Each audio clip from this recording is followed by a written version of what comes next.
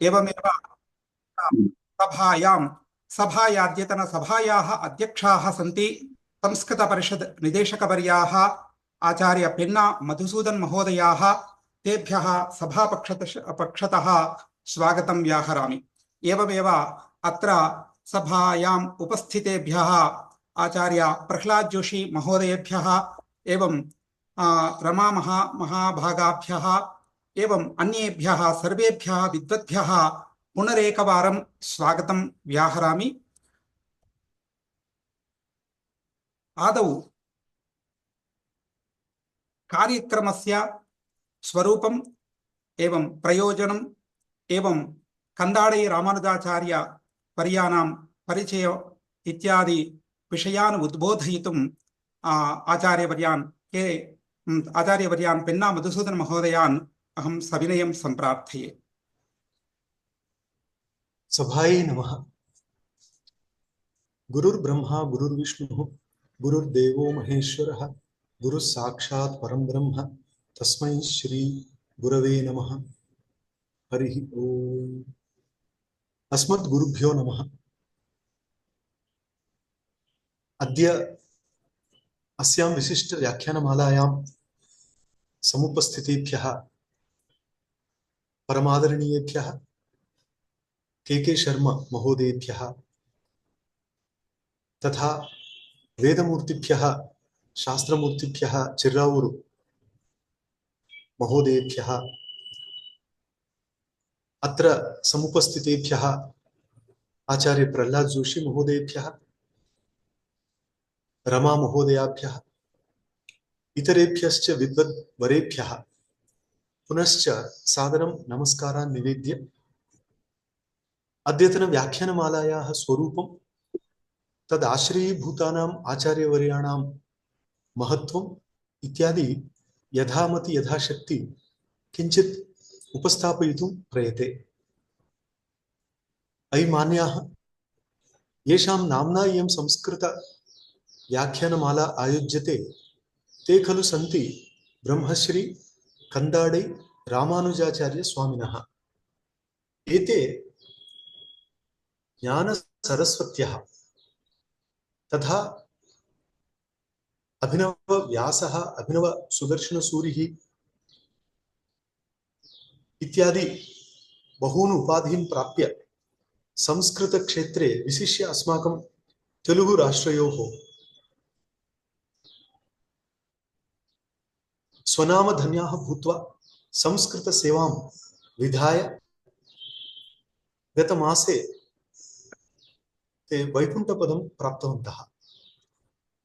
तादृशानां महतां विद्वद्वरेण्यानां पवित्र स्मृतौ इयं व्याख्यानमाला आयोज्यते। सर्वदा मनसि एवम् आयाति यत् अस्माकं प्राचीनवाङ्मयस्य महत्त्वं सर्वदा अस्य युगस्य ये नवीनाः सन्ति तेषां पुरतः उपस्थापनीयमिति अस्माकं कर्तव्यं पश्यामि। एतद् अस्माकं कर्तव्यं यत् अस्माकं प्राचीन महर्षिभिः यत् महत् तपः आचरितं तस्य फलरूपेण यद् वाङ्मयम् आविर्भूतं तद् आधुनिक समाजस्य पुरतः स्थापनीयं, तस्य सामञ्जस्यं समन्वयः इत्यादि बोधनीयं। ततश्च सामाजिक यदि उद्बोधं प्राप्नुयुः तर्हि अस्माकं पूर्वजानां तपः फलितमिव। अतः सर्वदापि एतादृश व्याख्यानमालानां वा सभानां वा आवश्यकता वर्वर्ति।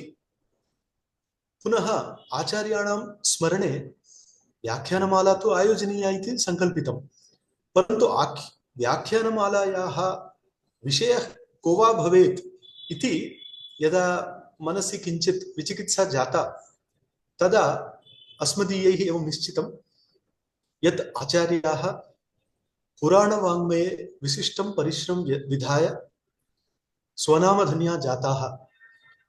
अनेकेषां पुराणानाम् आन्ध्रानुवादं कृतवन्तः, टीवी माध्यमेन व्याख्यानानि दत्तवन्तः, तत्रस्थ विषयान् सर्वेषां पुरतः अपि उपस्थापयामासुः। ते तादृशाः महान्तः न केवलं पुराणवाङ्मये अपि तु इतिहासयोः भागवतपुराणे इतरशास्त्रेषु तेषां प्रधानं शास्त्रं तावत् व्याकरणमासीत्। एतद् वयं स्मरामः यत् 1945 इति तेषां जन्मवर्षं।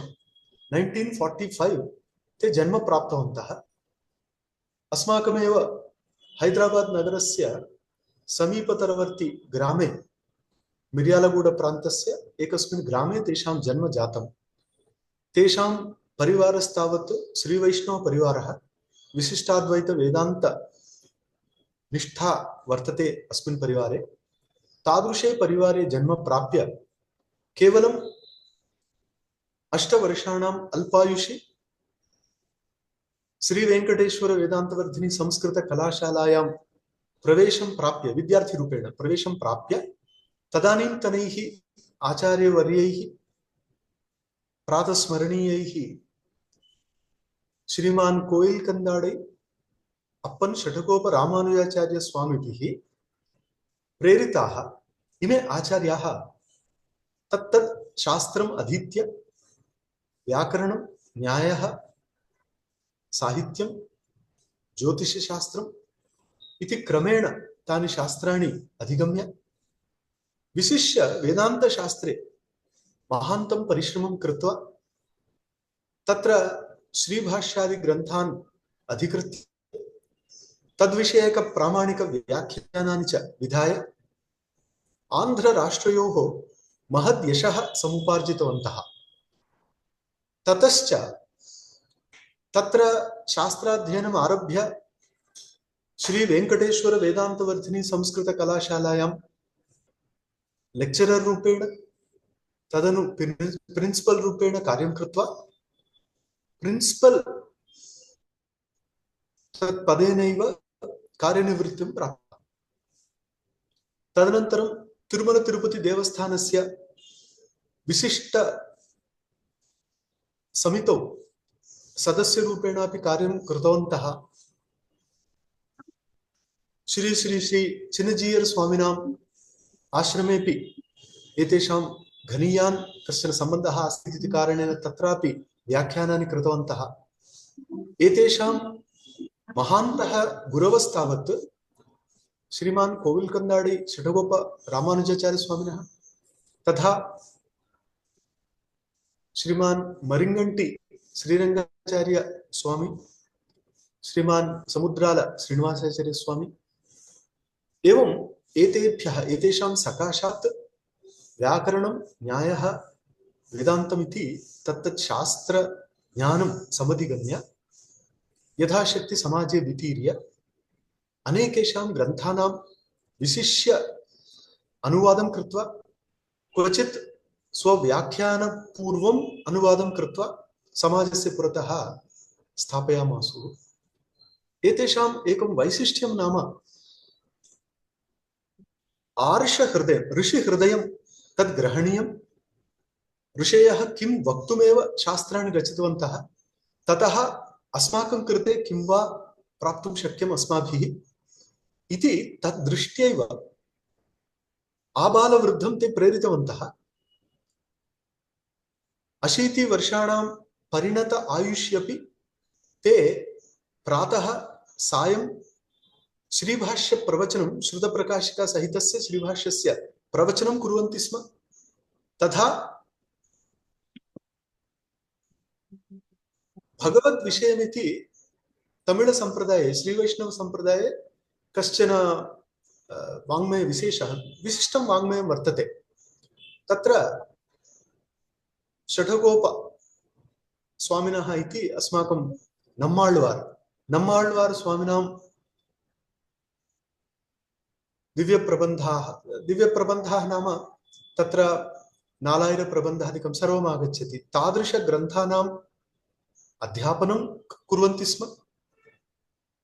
तस्मिन् समये अस्वास्थ्ये सत्यपि, शरीरे रोगजीर्णे सत्यपि ते प्रातः न्यूनातिन्यूनम् 5 घण्टाः यावत् दिव्यप्रबन्धस्य व्याख्यानं कुर्वन्ति स्म। तथा उप 18,000 पृष्ठानां ग्रन्थं निर्मितवन्तः। सः विभिन्न भागेषु प्रकाशितश्च ग्रन्थः। अहं समीपात् तान् अवलोकितवान्।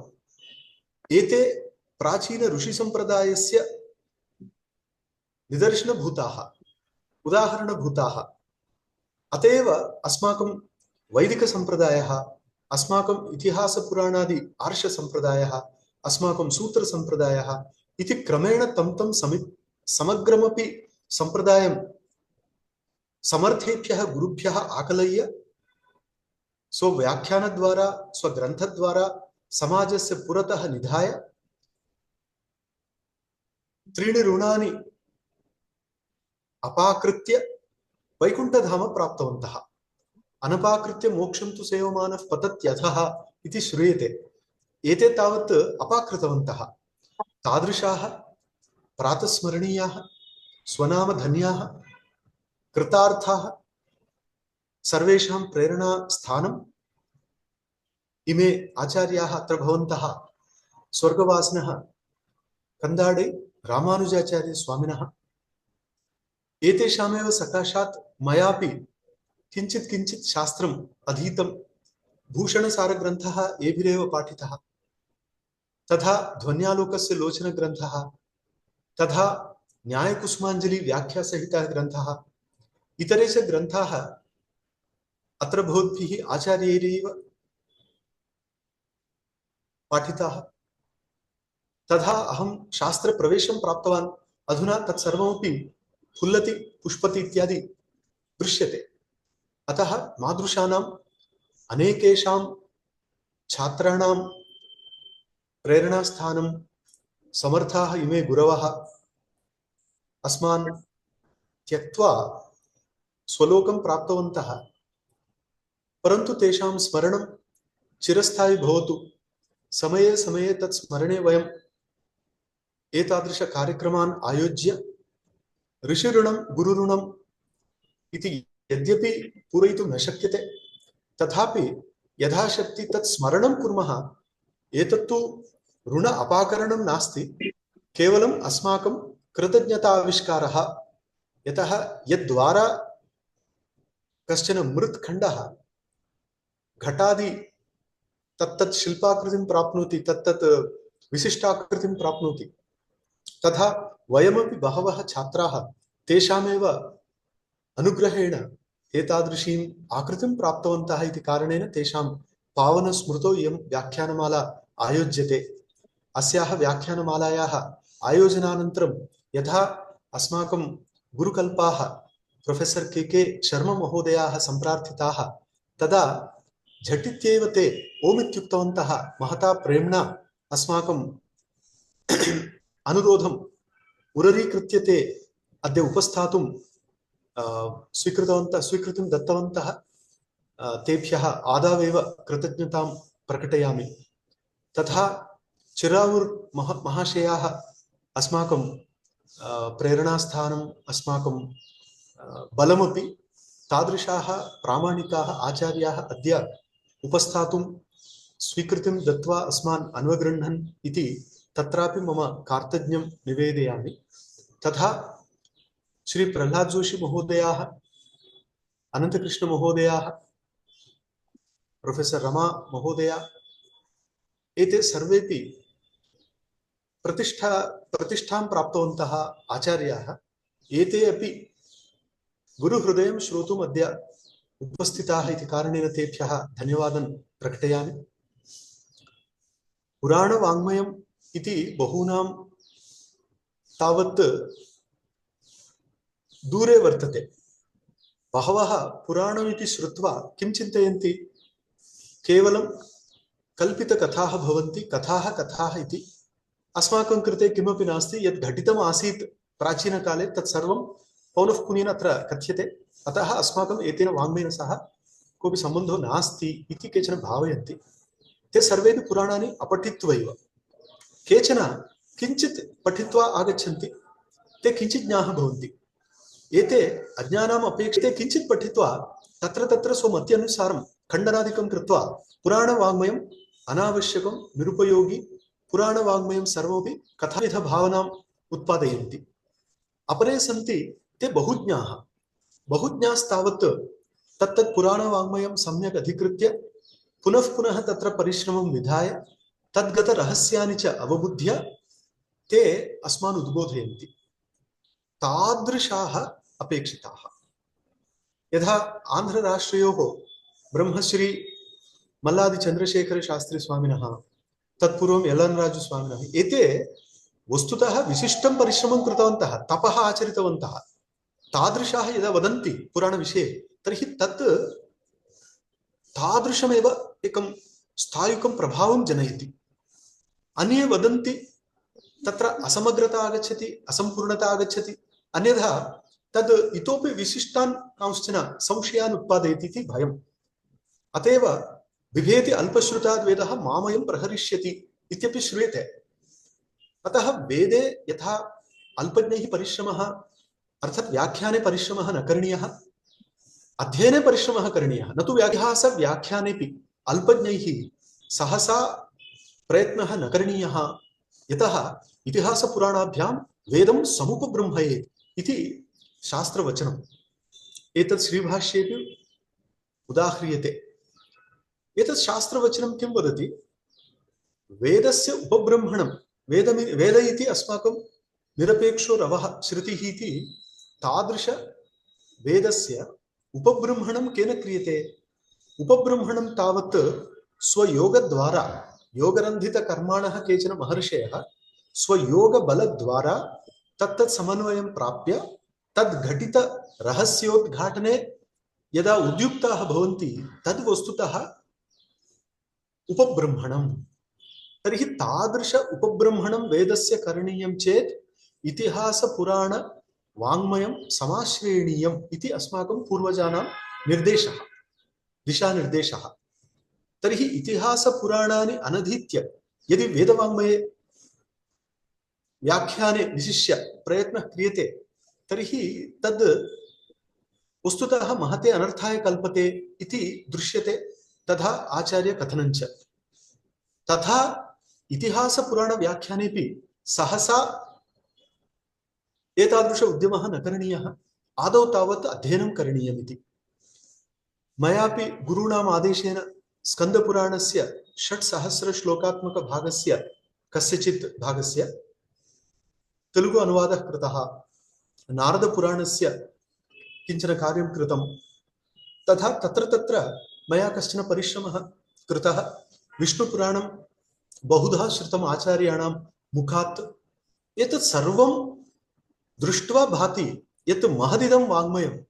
अतः तत्र अध्ययने अस्माभिः कश्चन कालः नेतव्यो भवति। आदौ अध्ययनं प्रामाणिकं भवति चेत् तदनन्तरं व्याख्यानमपि प्रामाणिकं भवति। तेन अस्माकं प्राचीनं नाम ऋषि संजातं संप्रदायं वयं सम्यक् समाजस्य पुरतः उपस्थापयितुं प्रभवेम इति एवं भाति। तत्र आचार्याणां कार्यम् अस्माकं कृते मार्गदर्शकं भविष्यति। अतः पुराणानि उपचतुर्लक्ष संख्यापरिमित श्लोकात्मक ग्रन्थाः पुराणानि इति। तेषु पुराणेषु सन्ति यथा स्कन्दपुराणं, पद्मपुराणम्, अर्थात् महान्ति पुराणानि सन्ति। एतेषु पुराणेषु अस्माकं प्राचीनानाम् आचरणम्, उत्तमगुणाः, जीवनशैली, परमार्थप्राप्तेः कृते उपायबोधनम् इत्यादि विषयाः आगच्छन्ति। कथाद्वारा तत्तदुद्बोध्यते। यतः तैत्तिरीयोपनिषद् उच्यते यदि ते वृत्तविचिकित्सा वा कर्मविचिकित्सा वा स्यात् ये तत्र ब्राह्मणाः संवर्षिणः युक्ता अयुक्ताः अलुक्षात् धर्मकामाः स्युः ते यथा तत्र वर्तेरन् त्वं तथा तत्र वर्तेथाः इति निर्देशः। परन्तु आधुनिकैः कथं ज्ञातुं शक्यं? ते यथा तत्र वर्तितवन्तः तथा अस्माभिः वर्तितव्यम् इत्युक्ते के कस्मिन् समये कदा स्वव्यवहारं दर्शितवन्तः, कदा नीतवन्तः, स्थितप्रज्ञानां भाषा का, व्यवहारः वर्जेत किं, भाषेच्च किम् इति प्रश्नाः भवन्ति। परन्तु तत्सर्वम् एतेषां सामाजिकानां पुरतः कथं वा आगच्छेत्? अत्र कथाः अपेक्षन्ते यत् ते तत्र तत्र तस्यां तस्याम् अवस्थायां तथा तथा वर्तितवन्तः, अतः अस्माभिरपि तस्यां परिस्थितौ तथा वर्तितुं शक्यम्। एवम् अम्बरीषकथा, नहुषकथा, ययातिकथा स्वपुण्यकथनेनैव ययातिरपतद्भुवि इति दृश्यते। तर्हि ओहो, स्वपुण्यकथनम् अधिकं न कर्तव्यं, यतः ययातेः पातः जातः इति एतादृश जीवनोपयोगि सुभाषितानां, जीवनोपयोगि विचाराणां संकलनं वस्तुतः पुराणवाङ्मये भवति, इतिहासयोः भवति। तत्सर्वमपि अस्माकं जीवनोपयोगी इति बोधयितुं पुराणवाङ्मयानां महत्त्वं पुनश्च समाजस्य पुरतः उपस्थापनीयमिति अस्माकं सङ्कल्पः। अपरञ्च पुराणेषु विज्ञानं वर्तते। यथा अग्निपुराणे सर्वविधशास्त्राणि सन्ति। तत्र कोशशास्त्रं वर्तते, तत्र वास्तुशास्त्रं वर्तते, ज्योतिषशास्त्रं वर्तते, शिल्पशास्त्रं, स्थापत्यम्, अलङ्कारशास्त्रं, तथा शास्त्र पुराणान्तरेपि। अतः तत् सर्वमपि अस्माभिः महता प्रयत्नेनैव सम्पादनीयं। परन्तु यदि समर्थाः आचार्याः भवन्ति, ते एकेन व्याख्यानेन तद्गत रहस्यं वा तत्सारं वा बोधयन्ति इति महता संकल्पेन महान्तः आचार्याः सम्प्रार्थिताः अस्यां व्याख्यानमालायाम् उपस्थाय स्वव्याख्यानविशेषेण अस्मान् अनुगृह्णन्तु इति। तदा प्रतिदिनं प्रातःकाले 11 वादने एकं विशिष्टव्याख्यानं भवति। 18 पुराणानाम् 18 दिनेषु प्रतिदिनम् एकं व्याख्यानम् इत्यनया रीत्या एषा व्याख्यानमाला प्रचलिष्यति। अतः अहं भवतः सर्वान् सप्रश्रयं प्रार्थये। भवन्तः सर्वेपि अस्मिन् विशिष्टकार्यक्रमे प्रतिदिनम् उपतिष्ठन्तु, प्रतिदिनम् अस्मान् प्रेरयन्तु। ततश्च महताम् आचार्याणां व्याख्यानात् यत् संग्रहणीयं तत् संगृह्णन्तु। पुनश्च भवतामपि अवसरो भवति अपरत्र बोधयितुं। तथा भवन्तः इमां परम्पराम् अग्रे नयन्तु इति भवतः सर्वान् सम्प्रार्थ्य इदानीम् आचार्यान् प्रार्थये। नमो नमः, धन्यवादाः।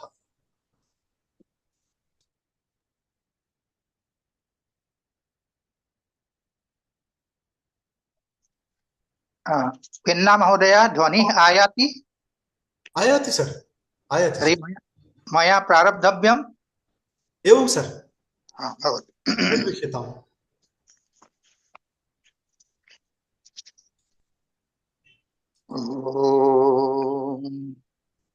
जेतुं जस्त्रिपुरं हरेण हरिणा व्याजाद्बलिं बध्नता स्रष्टुं वारिभवुद्भवेन भुवनं शेषेण धर्तुं धरा पार्वत्या महिषासुरप्रमथने सिद्धाधिपैः सिद्धये ध्यातः पंचशरेण विश्वजितये पायात्सनागाननः विघ्नाध्वान्तनिवारणैकतरणिर्विघ्नाटवीहव्यवात् विघ्नभ्यालकुलाभिमान गरुडो विघ्नेव पञ्चाननः विघ्नोत्तुङ्गगिरिप्रभेदनपविर्विघ्नाम्बुधेर्बाढवो विघ्नाघौघघन प्रचंड पवनो विघ्नेश्वर पातु नः जन्माद्यस्य यतोऽन्वयादितरतश्चार्थे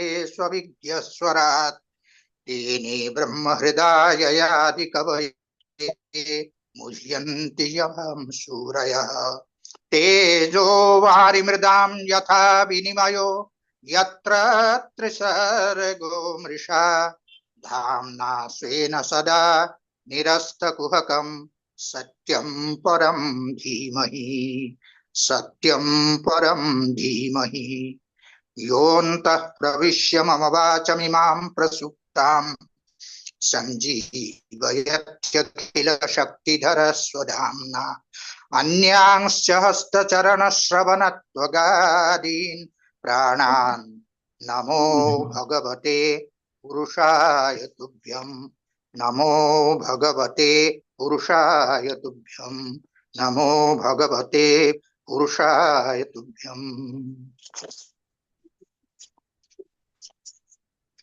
संस्कृत परिषद या केंद्रीय संस्कृत विश्वविद्यालयेन मानिता आदर्श संस्कृत शोध संस्था उस्मानिया विश्वविद्यालय हैदराबाद इत्यनेन ज्ञान सरस्वती अभिनव व्यास नाम्ना ख्यातानां ब्रह्मश्री डॉक्टर कंदादय रामानुजाचार्य महोदयानां पुण्यस्मृतौ पुराण विज्ञानमिति विषयम् अधिकृत्य येयं स्मृति व्याख्यानमाला समायोजिता तस्याः उद्घाटन महोत्सवोऽयम्। अस्मिन् अवसरे अध्यक्षत्वेन विराजमानाः मम मित्रवर्याः दर्शनादि विविध विषयेषु कृतभूरि परिश्रमाः आचार्याः मधुसूदन पेन्ना महोदयाः सारस्वतातिथिरूपेण समुपस्थिताः डॉक्टर चिर्रावुरि शिवरामकृष्ण महाशयाः अस्मत् सौभाग्येन अत्र आभासीय पटले संयुक्ताः असमस्थ संस्कृत विश्वविद्यालयस्य कुलपतयः आचार्याः प्रहलाद जोशी महाभागाः आचार्याः रमा महाभागाः अन्येष आभासीय पटलेऽस्मिन् संयुक्ताः सर्वेऽपि मान्या मनीषिणः जिज्ञासवः प्रतिभागिनश्च।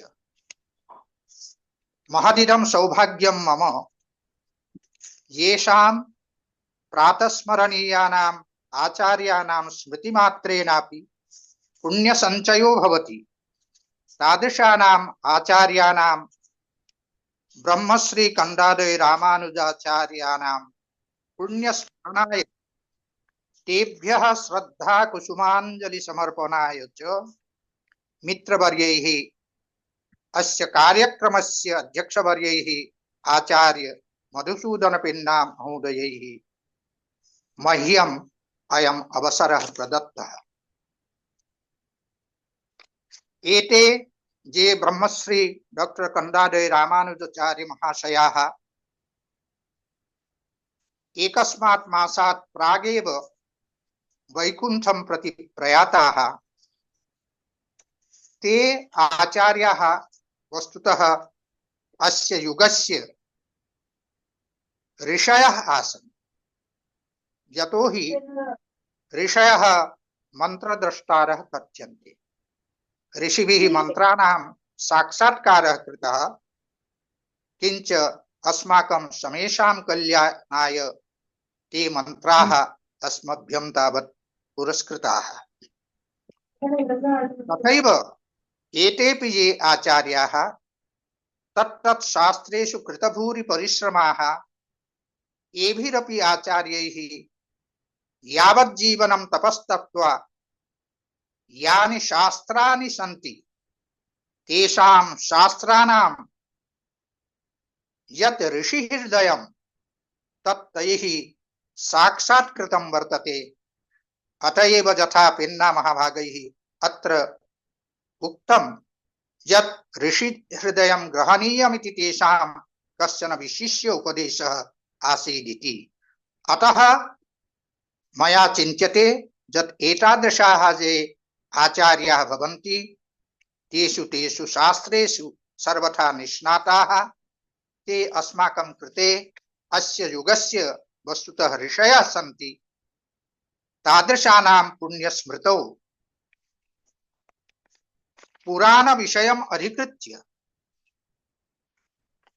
येयं व्याख्यानमाला समायोजिता वर्तते। यत्र पेन्ना महाभागैः उक्तं यत् प्रतिदिनम् एकैकं पुराणम् अधिकृत्य अत्र व्याख्यानानि भविष्यन्ति इति अयं महत् प्रमोदस्य अवसरः वर्तते। यतो हि एतादृशानां पुण्यस्मरणेन अस्माकमपि पुण्यसञ्चयः अवश्यं भविष्यति इति मम विश्वासः। आचार्य पेन्ना महाभागैः तेषां यः परिचयः अत्र उपस्थापितः तेन अस्माभिः अवगतं यत् एते आचार्याः व्याकरणे, वेदान्ते, न्यायशास्त्रे, साहित्यशास्त्रे च कृतभूरि परिश्रमाः वर्तन्ते। एभिः तत्तत् शास्त्रेषु तावत् उपाधयः सम्प्राप्ताः। तेषां विद्यायां यत् प्रावीण्यं, शास्त्रेषु यत् कौशलं, तदर्थं तैः तावत् स्वर्णपदकमपि तावत् प्राप्तम्। किञ्च तेषां गुरवः आसन् आचार्याः कोयिलकण्डादय शतकोपरामानुजाचार्य महाशयाः। जीवने गुरूणां महत्त्वं सर्वातिशयेन वर्तते। भगवता अस्मभ्यं चर्मचक्षुस्तु प्रदत्तं, किन्तु ज्ञानचक्षुः अस्माभिः गुरुभ्यः एव लभ्यते। यावत् पर्यन्तं ज्ञानचक्षुप्राप्तिर्न भवति तावत् पर्यन्तं तावत् शास्त्राणां रहस्यम् अस्माभिः ज्ञातुं न शक्यते। अतएव भगवता कृष्णेन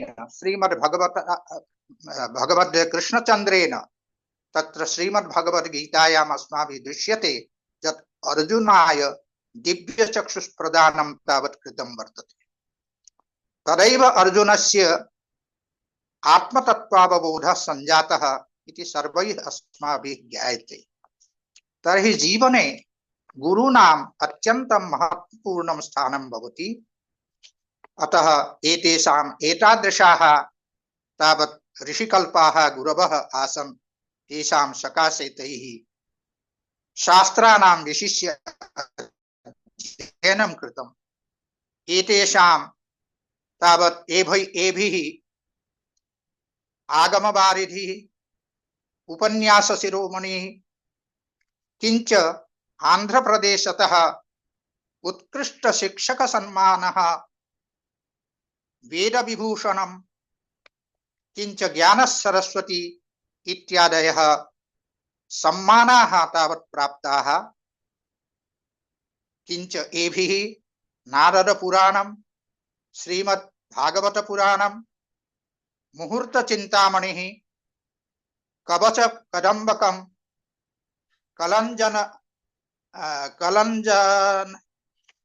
कलञ्जनं, पद्मपुराणं, हरिवंशं, श्रीभाष्यं चेति ये ग्रन्थाः ते ग्रन्थाः एभिः प्रणीताः सन्ति। यथा पेन्ना महाशयैः उक्तं, तत्र अन्तर्जालमाध्यमेन बहूनां पुराणानां प्रवचनमपि तैः तत्र कृतं वर्तते। जीवने तैः पुराणानां विशेषेण तावत् आलोडनं कृतं, मन्थनं कृतम् इति कृत्वा अस्मिन् व्याख्याने, अस्यां व्याख्यानमालायां विशिष्य तावत् पुराणविज्ञानमिति विषयम् अधिकृत्य इयं व्याख्यानमाला प्रवर्तते इति अस्माकं कृते सौभाग्यम्। एतादृशानाम् आचार्याणां जीवनवृत्तदर्शनेन, शैक्षणिकजीवनस्य परिचयेन अहं स्वगुरून् प्रातस्मरणीयान् आचार्य श्रीनारायणमिश्र महाभागान् अपि अस्मिन् अवसरे स्मरामि। ते यथा एते विद्वांसः व्याकरणे, न्याये, वेदान्ते, साहित्ये सर्वत्र तावत् अप्रतिहतगतयः आसन्, तथैव अस्मद्गुरुचरणाः आचार्य श्रीनारायणमिश्र महाभागाः अपि एतेषु सर्वेषु विषयेषु अप्रतिहतगतयः आसन्। अतः एतादृशानां स्मरणम् अस्माकं पुण्याय भवति इत्यत्र न संशयः। पुराणवाङ्मयम् अस्माकं कृते अत्यन्तं महत्वपूर्णं वाङ्मयं वर्तते।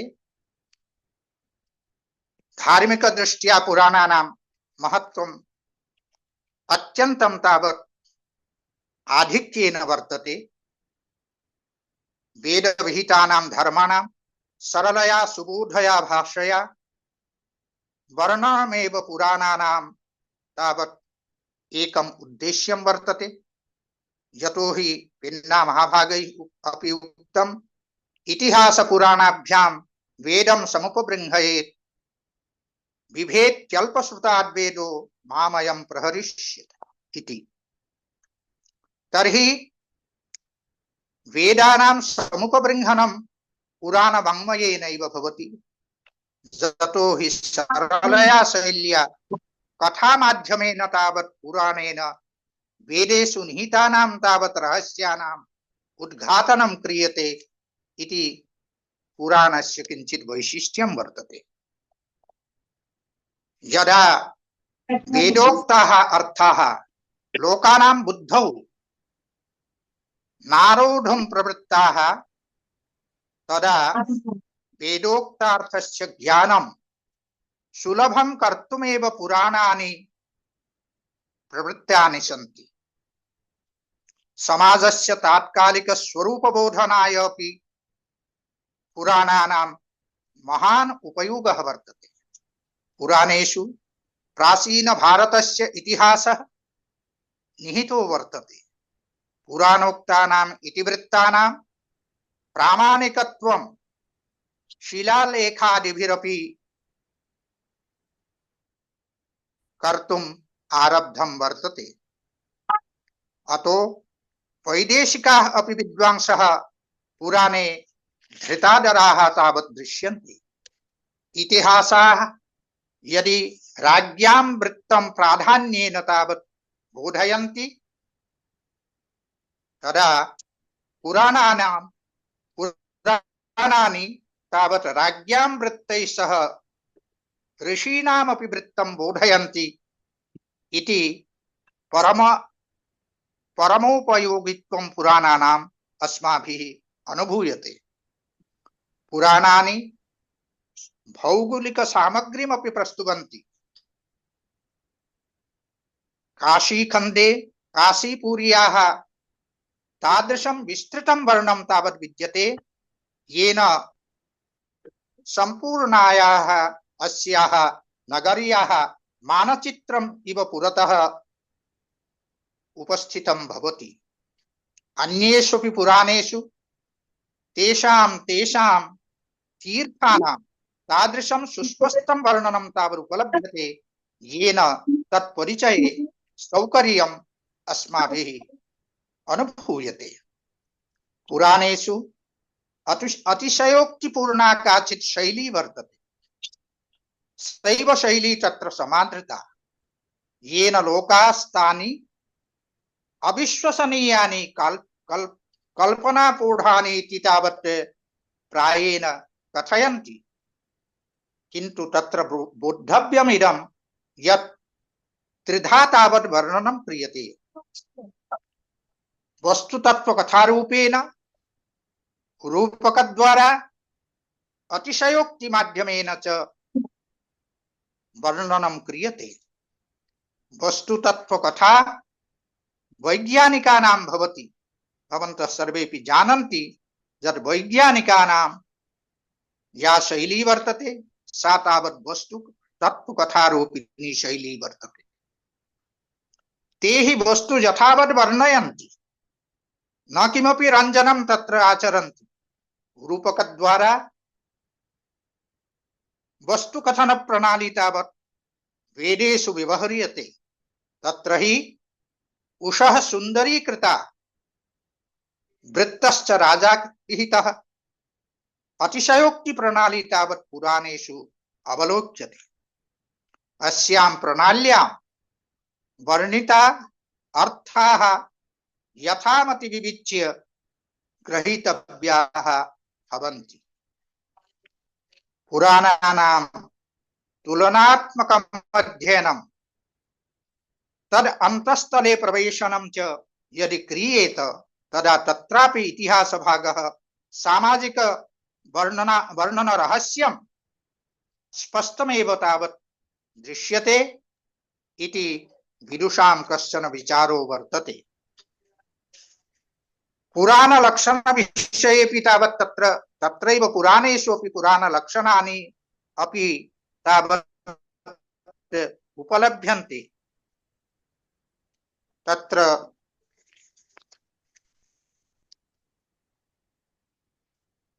लक्षणानां विषये बहुषु पुराणेषु इदं लक्षणं वर्तते। तत्र विशेषतः विष्णुपुराणे, मार्कण्डेयपुराणे, अग्निपुराणे, भविष्यत्पुराणे, किंच ब्रह्मवैवर्त वराह स्कंद मत्स्य कूर्म ब्रह्मांड गरुड़ शिवादि पुराणेषु अपि पुराण लक्षणात्मकः अयं श्लोकः तावत् प्रायेण उपलभ्यते। स श्लोकः वर्तते सर्गस्य प्रतिसर्गस्य वंशो मन्वन्तराणि च वंश्यानुचरितं चेति पुराणं पंचलक्षणम् इति। तत्र सर्गः सृष्टिः, प्रतिसर्ग तावत् पुनश्च सृष्टिः, सृष्टिर्लयः पुनश्च सृष्टिः इति प्रतिसर्ग रूपेण उच्यते। वंशः सृष्ट्यादौ वंशावली वर्णनम्, मन्वन्तराणि तत्र के मनवः संजाताः, कदा कदा अजायन्त इति वर्णनं तावत् वर्तते। मन्वन्तर वंशानुसरित नाम्ना। किंच तत्र वंशानुचरितं वर्तते सूर्यचंद्र वंशयोर्विशिष्य वर्णनम्। इदं वस्तुपञ्चकम् एव विशेषतः पुराणेषु वर्णितं वर्तते इति एकं मतं वर्तते। तत्र श्रीमद्भागवते तावत् पुराणस्य दशलक्षणानि अपि वर्णितानि सन्ति। तत्र एकं लक्षणं सर्गः वर्तते। तत्र त्रिगुणात्मिकायां मूलप्रकृतौ गुणानां संक्षोभात् ततो महत्त्वस्य उद्भवः, पश्चात् त्रिविधाहंकारेण उत्पत्तिः सर्गपदेन तत्र उच्यते। यथोक्तं श्रीमद्भागवते अव्याकृत गुणक्षोभा महतस्त्रिवृतो अहम भूतमात्रेन्द्रियार्थानां संभवः सर्ग उच्यते इति। तत्र सर्गस्तावत् त्रिगुणात्मिकायां मूल प्रकृतो गुणानां संक्षोभात् ततः महत्तत्वस्य उद्भवः अनेन क्रमेण, पश्चात् त्रिविधाहंकारेण पंचतन्मात्र पंचमहाभूतानां समुत्पत्ति सर्गः इति अस्मिन् श्लोके तावत् वर्णितं वर्तते। विसर्गः तावत् परमेश्वरस्य अनुग्रहेण प्रजापतिः सृष्टि सामर्थ्यमवाप्य महदादिभिः पूर्व वासनानुसारं बीजात् बीजमिव चराचरोपाधि विशिष्टस्य जगतः यां सृष्टिं कुरुते सैव विसर्ग रूपेण आख्यायते इति श्रीमद्भागवते एव उक्तं वर्तते। पुरुषानुगृहीतानाम् एतेषां वासनामयः विसर्गोऽयं समाहारो बीजात् बीजं चराचरम् इति। तत्र तृतीयं लक्षणं वर्तते वृत्तिः। जीवानां जीवनधारण व्यवस्था विधानमेव वृत्तिपदेन उच्यते। तद्यथा वृत्तिर्भूतानि भूतानां चरानाम् अचराणि च कृता स्वेन नृणां यत्र कामात् चोदनयापि वा इति श्रीमद्भागवते उक्तं वर्तते। ततः परं चतुर्थं लक्षणं वर्तते रक्षा। लक्षणस्य अस्य सम्बन्धो भगवद् अवतार कथाभिः सह वर्तते। भगवान् युगे युगे तीर्यं मर्त्यादि लीला रूपाणि विधाय त्रयी धर्म विरोधिनां वधं वैदिक धर्मस्य च पुनरुद्धारं करोति, धर्मस्य पुनः संस्थापनं करोति। यथा श्रीमद्भगवद्गीतायाम् उक्तं परित्राणाय साधूनां विनाशाय सदुष्कृतानां धर्म संस्थापनार्थाय संभवामि युगे युगे इति। तथा तावत् अवतारं धारयति भगवान् इति अस्माभिः पुराणेषु अपि तावत् अस्माभिः दृश्यते। तर्हि वैदिकधर्मस्य पुनःस्थापनं तत्र क्रियते, भगवत्कर्म रक्षा इति तत्र व्यपदिश्यते। अतएव रक्षा इति चतुर्थं लक्षणं वर्तते पुराणस्य।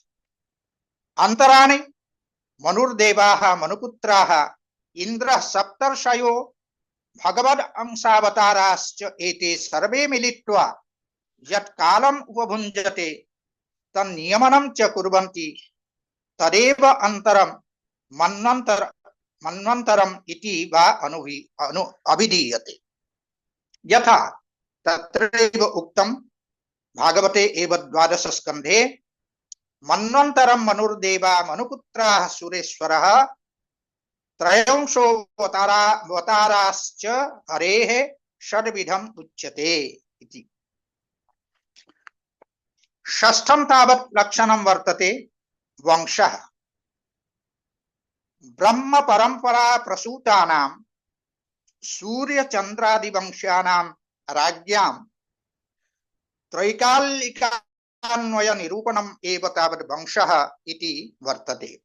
राज्ञां ब्रह्म प्रसूतानां वंशस्त्रैकालिकोऽन्वयः इति तत्र वंशस्य विषये भागवत पुराणे 12 स्कन्धे उक्तं वर्तते। वंशानुचरितं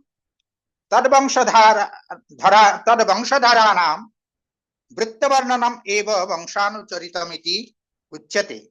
यथोक्तं तत्रैव भागवते वंशानुचरितं तेषां वृत्तं वंशधराश्च ये इति। ततः अष्टमं लक्षणं वर्तते संस्था। नैमित्तिकादि चतुर्धा प्रलय निरूपणं तावत् संस्थापदेन उच्यते। यथोक्तं तत्रैव भागवते 12 स्कन्धे नैमित्तिकः प्राकृतिको नित्यः आत्यन्तिको लयः संस्थेति कविभिः प्रोक्ता चतुर्धास्य स्वभावतः। तदनु नवमं लक्षणं वर्तते हेतुः। जीवनिरूपणं तावत् हेतुपदेन उच्यते।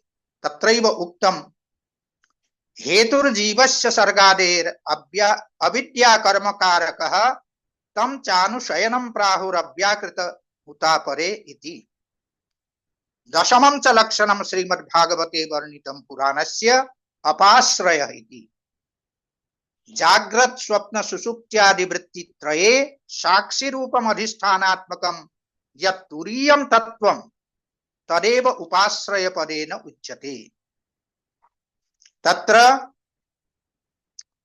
श्रीमद्भागवते एव उक्तम् एवं लक्षणलक्ष्यानि पुराणानि पुराविदः मुनयोष्टादश प्राहुः शुल्लकानि महान्ति च ब्राह्मं पाद्मं वैष्णवं च शैवं लैंग्यं सगाडुकं नारदीयं भागवतम् आग्नेयं स्कान्दसंगीतं भविष्यं ब्रह्म वैवर्तं मार्कण्डेयं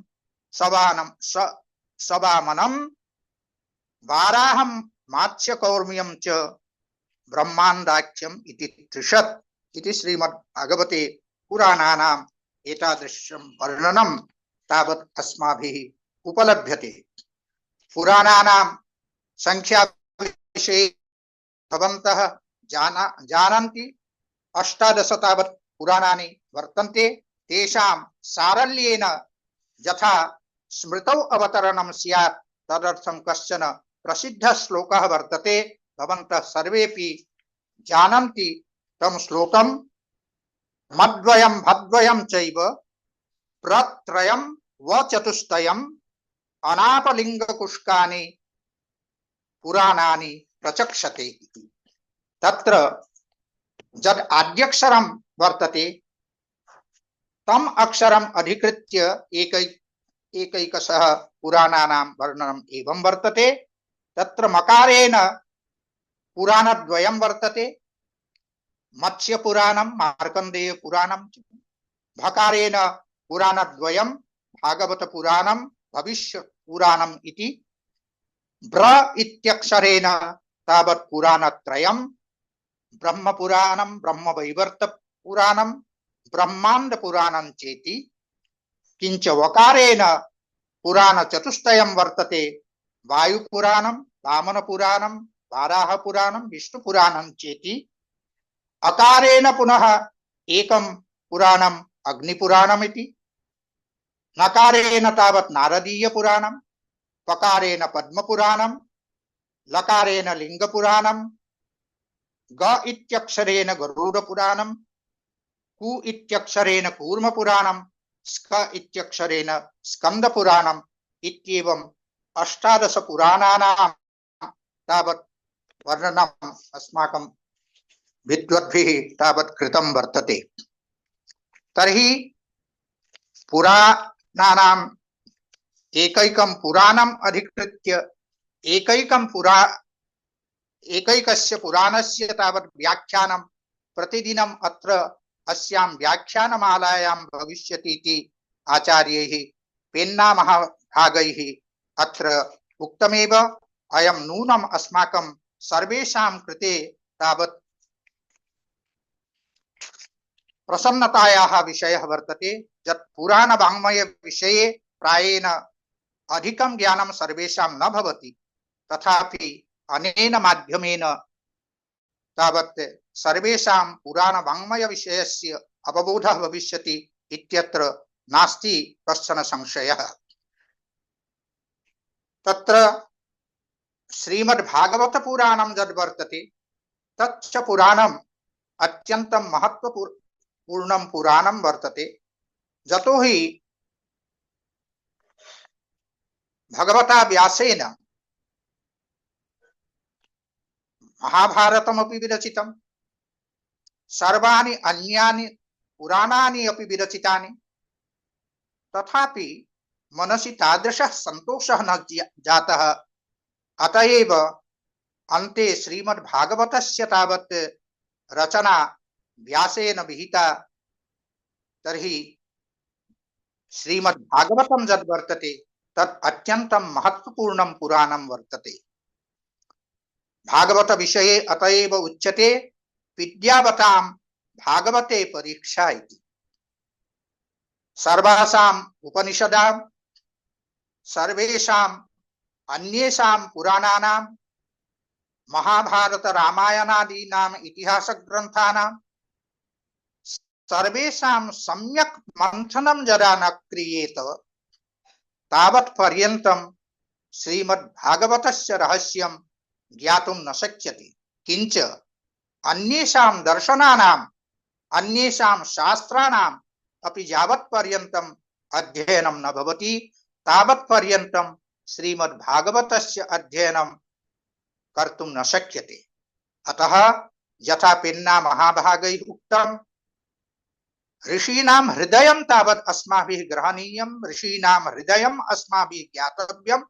अर्थात् ऋषिभिः यद् उक्तं तस्य किं स्वारस्यम् इति अस्माभिः यावत् नावगम्यते तावत् पर्यन्तम् अध्ययनम् अपूर्णमेव भवति।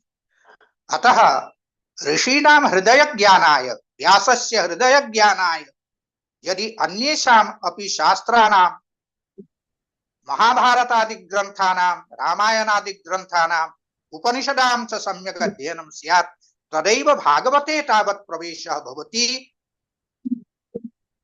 अतः श्रीमद्भागवतम् अत्यन्त महत्वपूर्णं तावत् पुराणं वर्तते। इदं च स्वयमेव भागवतकारेण उक्तं निगमकल्पतरोर्गलितं फलम्। सामान्यतः फलं यदा पक्वं न भवति तदा तावन् मधुरं न भवति। यथा आम्रफलं यत् रसालपदेनापि उच्यते तत् तावत् पर्यन्तं तथा मधुरं न भवति यावत् पर्यन्तं तत्फलं सुपक्वं न स्यात्। सुपक्वे एव आम्रफले तादृशः अमृतरसः तावत् अस्माभिः अनुभूयते, माधुर्यम् अनुभूयते। श्रीमद्भागवतं तादृशं तावत् सुपक्वं फलं वर्तते। कस्य निगमरूपिणः कल्पतरोः इदं फलं वर्तते। निगमस्तावत् कश्चन कल्पतरुः वर्तते, तस्यैव निगमरूपिणः कल्पतरोः श्रीमद्भागवतं गलितं फलम्। किंच तत्र सुपक्वे फले यदा पक्षिणः तावत् स्पर्शः भवति तदा तत्र किं भवति, पक्षिणा यदा तत्र विशेषतः क्षतः क्रियते, क्षतं क्रियते तत्फलं तदा तत्र माधुर्यस्य आधिक्यं भवति। अतएव तत्र उक्तं शुकमुखाद् अमृतद्रवफल शुकमुखाद् अमृतद्रव संयुतम्। शुकेन जतो हि स्वसंचुभिः तत्र शुकैः तावत् तत्र क्षतिः कृता वर्तते। अतएव तस्मिन् फले माधुर्यस्य तावत् वैशिष्ट्यं किञ्चित् आगतं भवति। तद्वत् श्रीमद् भागवतं यद् वर्तते तत् शुकमुखाद् अमृतद्रव संयुतं वर्तते। तर्हि एतादृशं श्रीमद् भागवतं वर्तते। अतएव तावत् व्यासः कथयति निगमकल्पतरोर्गलितं फलं शुकमुखाद् अमृतद्रव संयुतं पिबत भागवतं रसमालयं मुहुरहो अमृतात् मुहुरहो रसिका भुवि भावुकाः। तर्हि एतादृशं यत् श्रीमद् भागवत रूपं पुराणं वर्तते तस्य पुराणस्य अध्ययनमपि विशेषतः अपेक्षते। एते ये आचार्याः आसन् येषाम् आचार्याणां स्मृतौ तावत् इयं व्याख्यानमाला प्रारभ्यते। ते आचार्याः श्रीमद् भागवते अत्यन्तं निष्णाताः विद्वांसः आसन्। अतएव ते तावत् व्यासश्री पदेन उपाधिना तावत् सम्मानिताः आसन्। तर्हि एते प्रसिद्धाः व्यासाः आसन्।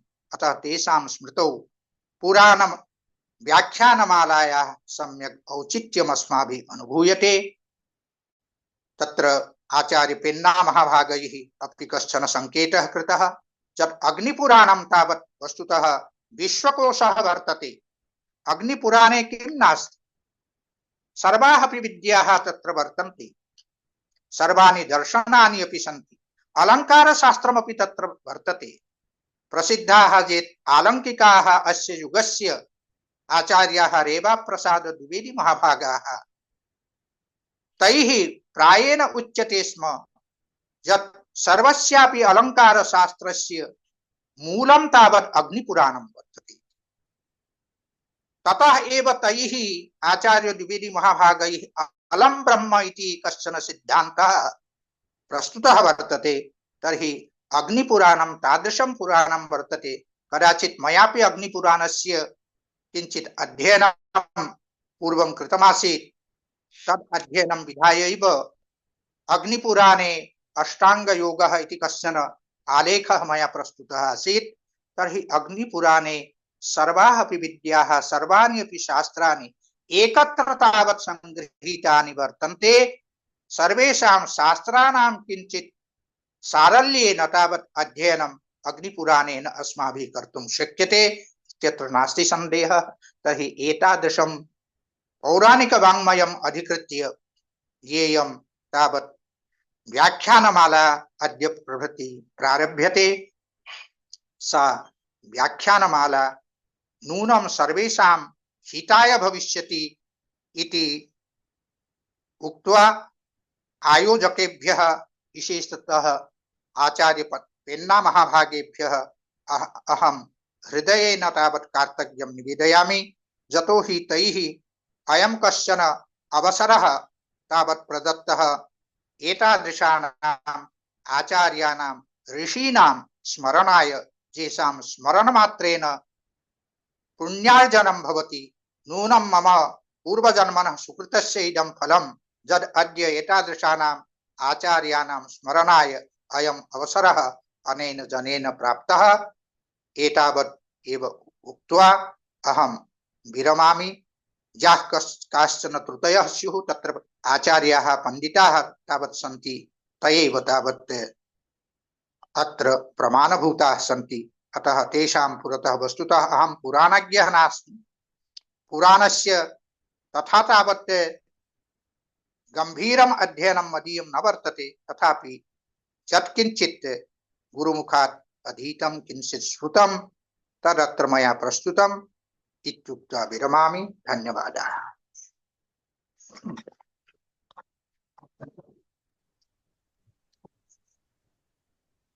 ధన్యవాదాः ఆచార్య.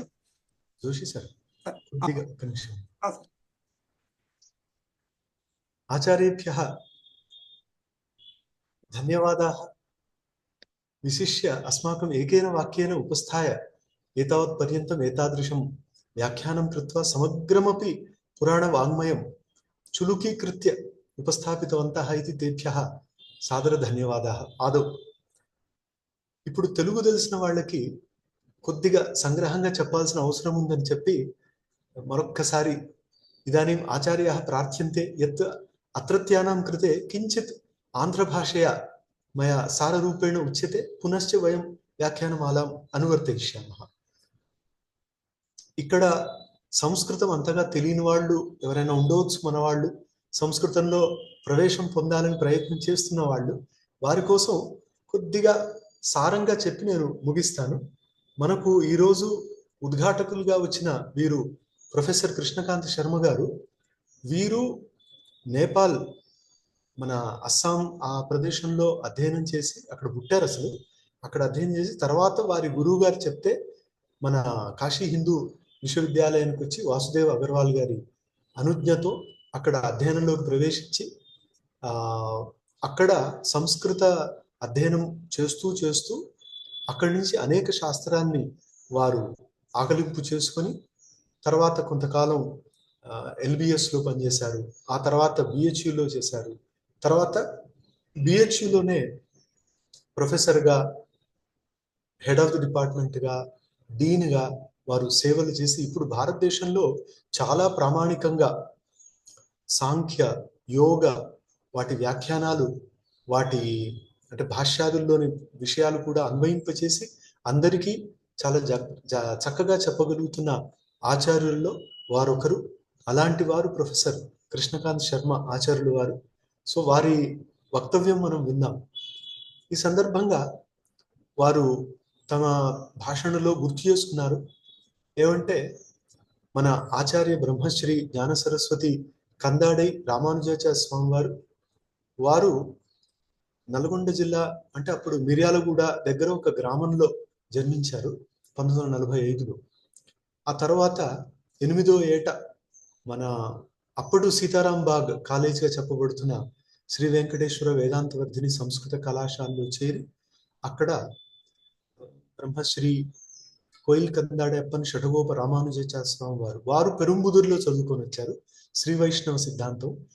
వారు న్యాయ, వ్యాకరణ, వేదాంత, మీమాంస 4 శాస్త్రాల్లో అప్పుడు చాలా గొప్ప పండితులు. వారి దగ్గర ఆయా శాస్త్రాలని చిన్నప్పటి నుంచి చదువుకొని బయట ఎక్కడైనా ఉద్యోగం చేస్తానంటే ఆయన అన్నారట వాళ్ళ గురువు గారు, నువ్వు ఇన్ని శాస్త్రాలు చదువుకొని రామోహ రామో రామాహ చెప్పడానిక బయటకు వెళ్లాల్సింది, కాబట్టి నువ్వు ఇక్కడే ఉండు, ఈ కళాశాలలోనే నువ్వు అధ్యాపనం చెయ్యి అని చెప్తే అప్పటి నుంచి ఆ కళాశాలలో అధ్యాపనం చేస్తూ చేస్తూ అక్కడే లెక్చరర్, అక్కడే ప్రిన్సిపల్ అయ్యి, అక్కడే లైబ్రరీయన్గా, వార్డెన్గా సేవ చేసి ఆ తర్వాత ప్రిన్సిపల్గా రిటైర్ అయ్యారు.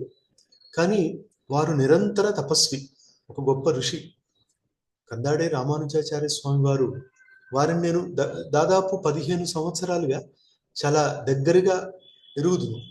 కాబట్టి కొన్ని విషయాలు చెప్పుకోవచ్చు. ఏంటంటే వారు నిరంతరం స్వాధ్యాయ ప్రవచనంలోనే మునిగిన వారు. అంటే ఉపనిషత్తుల్లో చెబుతున్న స్వాధ్యాయ ప్రవచనాభ్యాం నప్రమదితవ్యం అని దానిని తన జీవన సూత్రంగా మార్చుకొని వారు అద్భుతమైన సమన్వయ శక్తితో మంచి మేఘ గంభీర ధ్వనితో ఈ సమాజంలో ప్రవచనాలు ఇచ్చారు. అయితే వారు కేవలం ప్రవచనం మాత్రంగా ఉండకుండా తర్వాత తరానికి ఈ విషయాలు అందాలి అనే గొప్ప సంకల్పంతో గ్రంథరచన చేశారు. సాధారణంగా ప్రవచనాలు చేసేవారు గ్రంథరచన చేయరు. గ్రంథరచనలో కొద్దిగా వారు అనాసక్తిని చూపిస్తారు. తర్వాత తరం వారికి ఈ గ్రంథాలని అన్వయించుకునే సామర్థ్యం ఉండదు కాబట్టి చాలా ఇబ్బంది అవుతుంది. చాలా మంది గొప్ప గొప్ప ఆచార్యులు వారు ఎక్కువ గ్రంథాలు రాయకపోవడం వల్ల మన శాస్త్ర గ్రంథాలను సమన్వయం ఎలా చేసుకోవాలనే విషయంలో పాపం ఇప్పటికీ మన తెలుగు రాష్ట్రాల్లో పెద్ద ఇబ్బంది. చాలా గ్రంథాలకి వ్యాఖ్యలు లేవు. కేవలం పద్మశ్రీ బ్రహ్మశ్రీ పుల్లల రామచంద్రుడు గారు చాలా గ్రంథాలకి పాపం తపస్సుగా తెలుగు వ్యాఖ్యానాలు ఇవ్వడం వల్ల మనకు ఏదో ఆ భిక్ష అలా దొరికింది. సో ఇలాంటి దాంట్లో బ్రహ్మశ్రీ కందాడే రామానుజాచార్య స్వామి గారు నిరంతరంగా గ్రంథ రచన, గ్రంథ వ్యాఖ్యానం, గ్రంథ ప్రవచనం, ధర్మ వ్యాఖ్యానం ఇలాంటివి టీవీ ద్వారా, రేడియో ద్వారా, పత్రికల ద్వారా, గ్రంథాల ద్వారా, వ్యాఖ్యానాల ద్వారా చేస్తూ జ్ఞాన సరస్వతి, ఆర్ష విజ్ఞాన భాస్కర, తర్వాత అభినవ వ్యాస అని బిరుదులు పొందారు. అయితే వారు శృత ప్రకాశిక అని శ్రీ భాష్యం పైన సుదర్శన సూరి వారి వ్యాఖ్యానాన్ని తెలుగు అనువాదం చేస్తున్నప్పుడు వారు మూడు భాగాల్లో దాన్ని అనువదించారు. ఆ సందర్భంగా మన భద్రాచలంలో భగవద్ రామానుజులు స్వయంగా స్థాపించిన ఒక పీఠం ఉంది, భగవద్ రామానుజ శ్రీభాష్య పీఠం. దానికి అధికారులైన శ్రీమన్నారాయణ స్వామి వారు అభినవ సుదర్శన అని బిరుదిచ్చారు. అట్లా అభినవ సుదర్శనాచార్య, అభినవ వ్యాస, జ్ఞాన సరస్వతి, ఆర్ష విజ్ఞాన సార్వభౌమ, వాచస్పతి ఇలాంటి చాలా బిరుదులు పొందిన కందాడే రామానుజాచార్య స్వామి వారు ఎప్పుడు ఒకటి అంటుండేవారు. ఏమంటే, మనము ఋషి సంప్రదాయాన్ని మర్చిపోతే మనకి ఇంకా గతి ఉండదు. మనం ఋషి సంప్రదాయాన్ని సరిగ్గా గ్రహించాలి. గ్రహించడానికి మార్గం ఆచార్యుల సమాశ్రయణం. ఆచార్యులు ఆచినోతి శాస్త్రార్థాన్ ఆచార్య స్థాపయత్యపి అని చెప్పినట్టుగా ఆయా ఆచార్యులు, శంకర భగవత్పాదులు అంటారు కృతార్థో నామహి ఆచార్యో భవతి, తైత్రీయ భాషల్లో అంటారు. కాబట్టి అలాంటి ఆచార్యుల్ని ఆశ్రయించి ఆయా విషయాలను మనం సమగ్రంగా తెలుసుకోవాలి అని ఆయన ఏం చెప్పేవారు, ఒకసారి ఒక శ్లోకం చెప్పారు. అది అప్పుడు వారు విష్ణు పురాణం నుంచి అంటే పద్మపురాణం అనుకుంటాను, దాంట్లో చెప్పారు ఏంటంటే, చక్షుర్గమ్యం గురుం త్యక్త్వా శాస్త్రగమ్యం భజేత్తు యః కరస్థం ఉదకం త్యక్త్వా ఘనస్థం అభివాంఛతి అని ఒక శ్లోకం చెప్పారు ఆయన.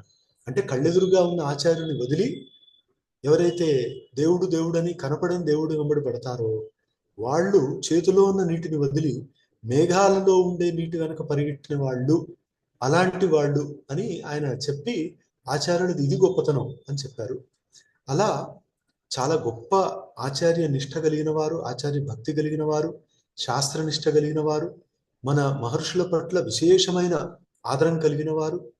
ముఖ్యంగా భగవాను వేదవ్యాస మహర్షి అని, వేదవ్యాస మహర్షి మన భారతదేశానికి చేసిన సేవ, మనకు చూపించిన మార్గదర్శనం చాలా గొప్పది.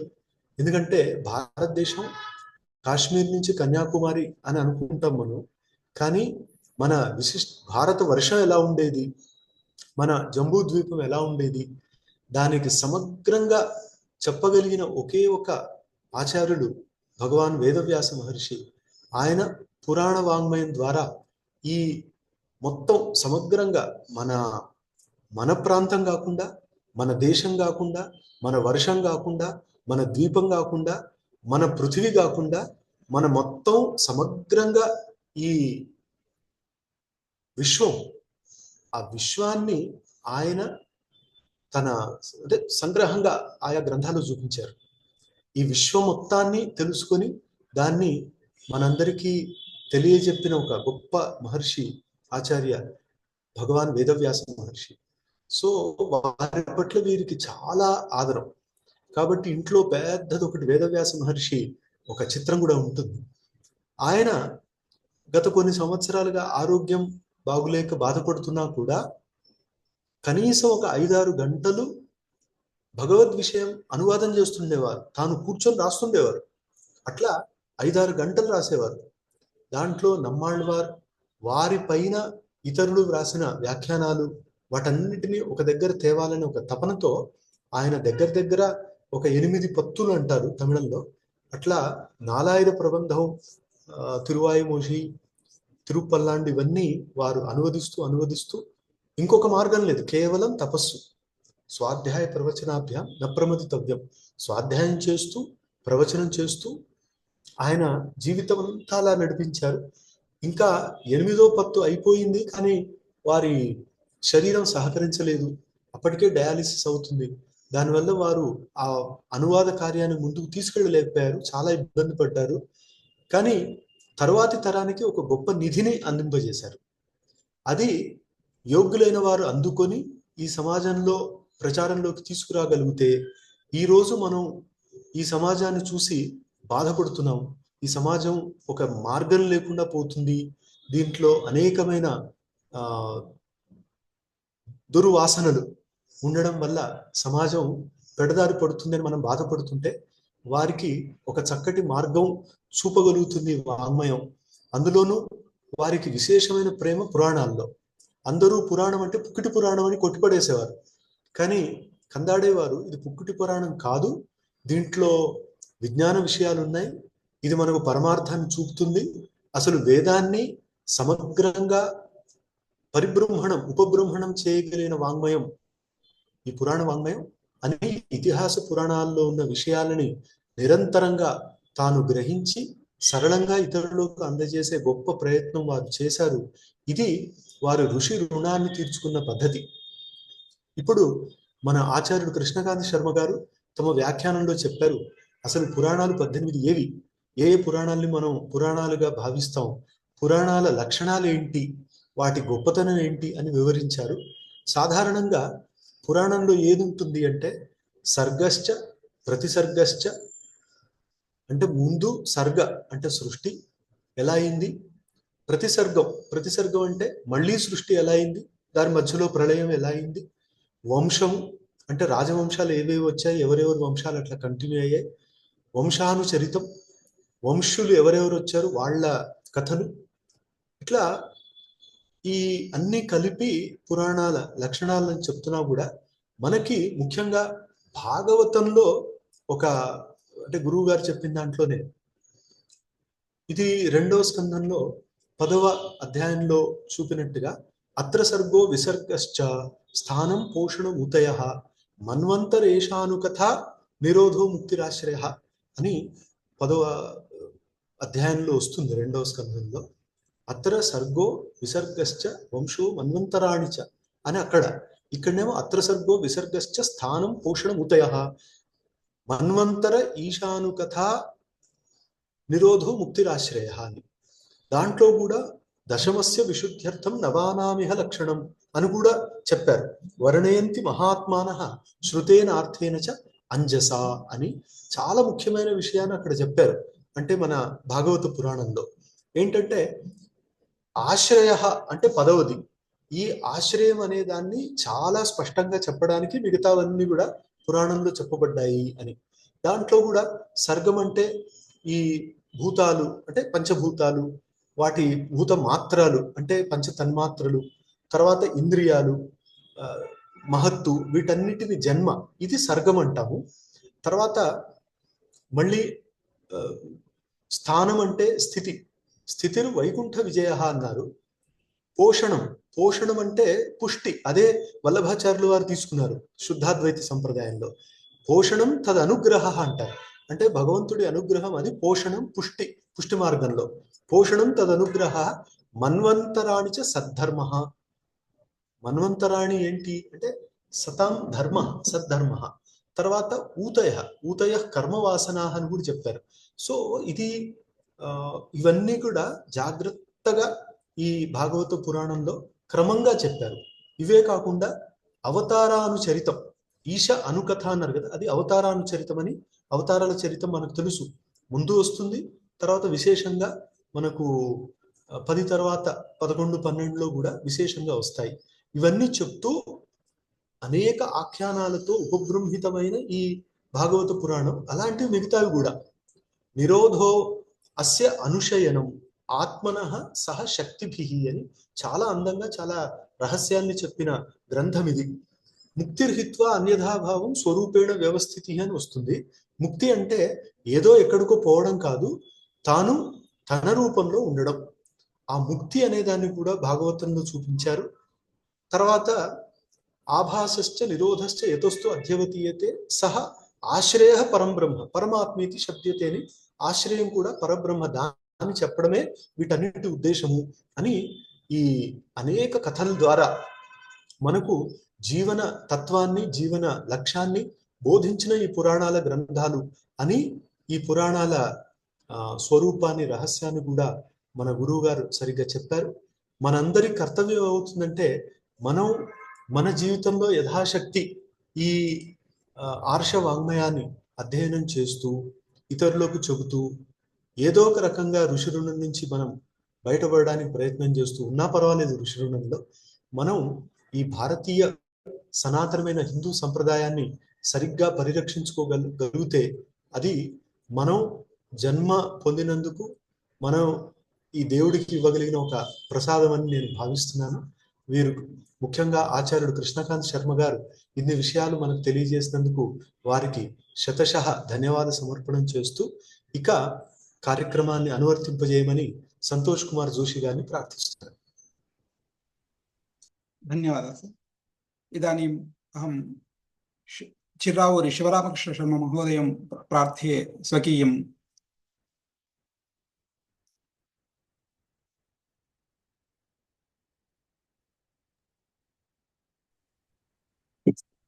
చిరావురి శివరామకృష్ణ మహోదయం ప్రార్థే సభాం ఉద్బోధయితుం.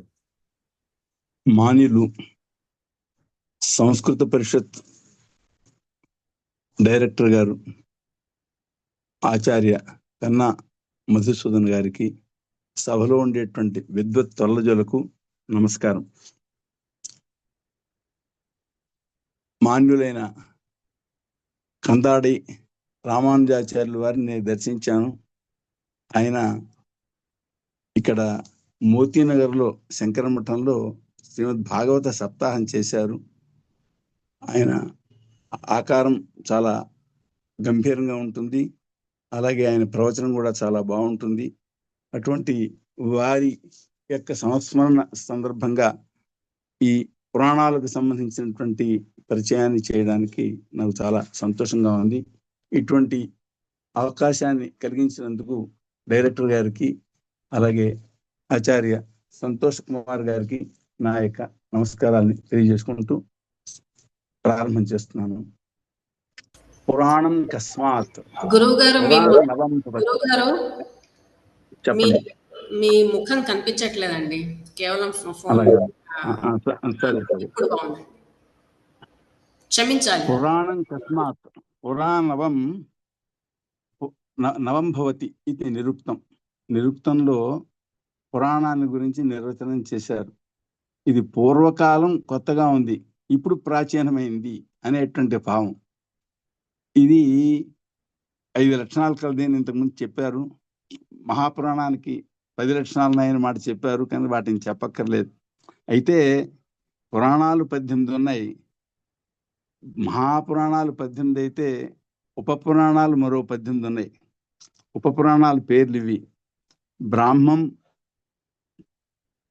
ఆద్యం సనత్కుమారోక్తం, నారసింహం అథాపరం, తృతీయం స్కాందముద్దిష్టం, కుమారేణ భాషితం, చతుర్థం శివధర్మాఖ్యం, సాక్షాన్ నందీశ భాషితం, దుర్వాససోక్తం ఆశ్చర్యం, నారదోక్తమతఃపరం, కపిలం వామనం చైవ తథైవ ఉశనసేరితం, బ్రహ్మాండం వారుణం చాథ కాళికాహ్వయమేవ చ, మాహేశ్వరం తథా సాంబం, శౌర్యం సర్వార్థ సంచయం, పరాశరోక్తం అపరం, మారీచం భాస్కరాహ్వయం.